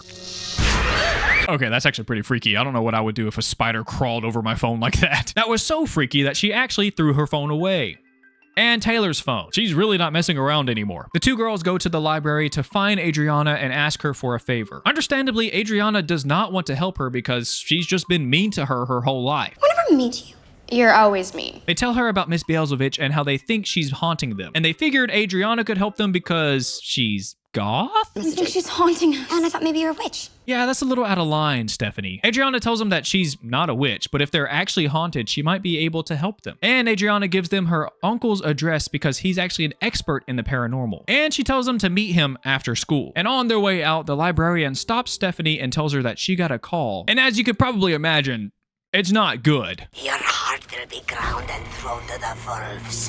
Jesus, Beelzevich ain't messing around anymore. God dang. The girls go and meet Adriana's uncle Constantine, and they tell him what's been happening and that they really want a protection spell. So he opens his trunk of herbs and wonders and gives the girls hellebore leaves. He tells them to put them all around the bed at night and go to sleep and they'll be safe. And he says to do everything he tells them because their lives actually depend on it. By the way, Uncle Constantine is played by Andrew Cavadas. He was also in the episode Night of the Mummy in the Haunting Hour. He's also got a pretty crazy acting and voice acting career. He's been in R.L. Stine's The Cabinet of Souls, also Death Note, Dragon Ball Z, Twilight Zone, and so many other things. That night, the girls have a sleepover, so they're both protected from the evil Beelzevich. They sprinkle the leaves all around their bed, so they're surely protected, right? Sadly for them, they brought the old ghost in their home. Beelzevich's soul comes out of the jar with her hair clip in it, and she's there to get revenge. The girls seek refuge in the bathroom, but nowhere is safe from Miss Beelzevich. She blows some magic under the door, which causes a ton of spiders to chase them into the bathtub. Oh, they're getting bigger! No, I'm pretty sure the camera just zoomed in. Yeah, that's definitely just a zoom in. They're not getting bigger. And during the panic, Stephanie comes up with an idea to trap Beelzevich using the shower curtain. She's just going to get Taylor to open the door real quick, and then she's going to wrap the curtain around her, trap her, and leave. So they quickly attempt this, and it doesn't work. She's a ghost, you idiot. But it does give them enough time to try and escape. But sadly, that doesn't work either. Finally, Taylor apologizes to Miss Beelzevich and promises that she'll be a nice girl and nice to her and everyone else from now on. But Stephanie, she has a harder time apologizing. Technically, she does it, but it's very insincere and Beelzevich isn't buying it. But I guess Beelzevich is feeling nice today and she's willing to give the girls a chance to be nice because she unlocks the door and lets the girls free. And I'm sure by now, Stephanie has learned her lesson and she will never be mean again. She's the one who can't stop being a disgusting, awful old hag. Are you serious, man? The door was literally open and you could not help yourself, could you? And since Taylor sincerely apologized and learned her lesson, she is free to leave. But Stephanie, on the other hand, she's not getting away so easily. Beelzevich takes a video of Stephanie that traps her inside her phone, and she sends the trapped Stephanie over to Adriana, who doesn't think twice before deleting Stephanie out of existence. And that's the end of the episode. I told you she was gonna die at some point. Unlikable character in the Haunting Hour? Dead every single time. And for anybody who's confused, Miss Beelzevich was Adriana and Constantine's grandmother. And it was all an elaborate plan made by both Adriana and Miss B to get revenge on Stephanie for being such a horrible person to both of them. I also love when the Haunting Hour makes a character so unlikable that you feel no remorse when they die or get erased from the cloud. Now, this episode isn't exactly like poop your pants scary like a lot of the other Haunting Hour episodes are, but the twist at the end was pretty good. I did not see that coming. I fully expected Stephanie to get her comeuppance somehow, but I didn't expect her to get trapped in a phone. That was pretty crazy. And as for the episode itself, it's just okay. Some people claim it's one of the best episodes in all of the series, but I'd have to disagree with you there. There are tons of way better episodes. Most of the best episodes I haven't even talked about yet, but even some of the ones I have talked about are way better. Not saying it's a terrible episode though. I definitely had a lot of fun watching it and talking about it. It's honestly really campy and really fun, if you ask me. I mean, Stephanie is one of the most over-the-top popular girl characters I have ever seen. And I think Debbie Ryan was the perfect choice for her because she has this certain perkiness to her that makes you not want to fully hate Stephanie, no matter how badly you really want to. Also, I want to talk about Taylor and her small character arc arc in this episode. She starts off in this episode being a total follower, doing and repeating everything Stephanie does to the point where she even flips her hair whenever Stephanie flips her hair. But by the end of the episode, she actually stands up to Stephanie and saves her own life by finally not following in her every move. So big applause for Taylor. She's the GOAT. I think some people could learn a thing or two from her. And I think Karen Conoval did a great job as Miss B in this episode. She's honestly pretty eerie, but she does a really good job being threatening despite looking like she's going to pass away in a couple of hours, which she also did. But Miss B, she kind of saves this episode for me. I'm sure if they made her like a reoccurring character in the show, she would have been vastly loved. Can you imagine like multiple episodes of Miss B teaching kids how to be nice? That would have been awesome. But that's all I got for you today. Let me know what you think about this episode in the comments below. Also, let me know what other Haunting Hour episodes you want to see me talk about. I have a Patreon and YouTube members. The $5 members get bonus content plus videos a day early, maybe some pictures of my cats, a Discord server, also your name right here on screen. Like the video if you like the video. Thank you for watching the video all the way through. I appreciate you all, and peace.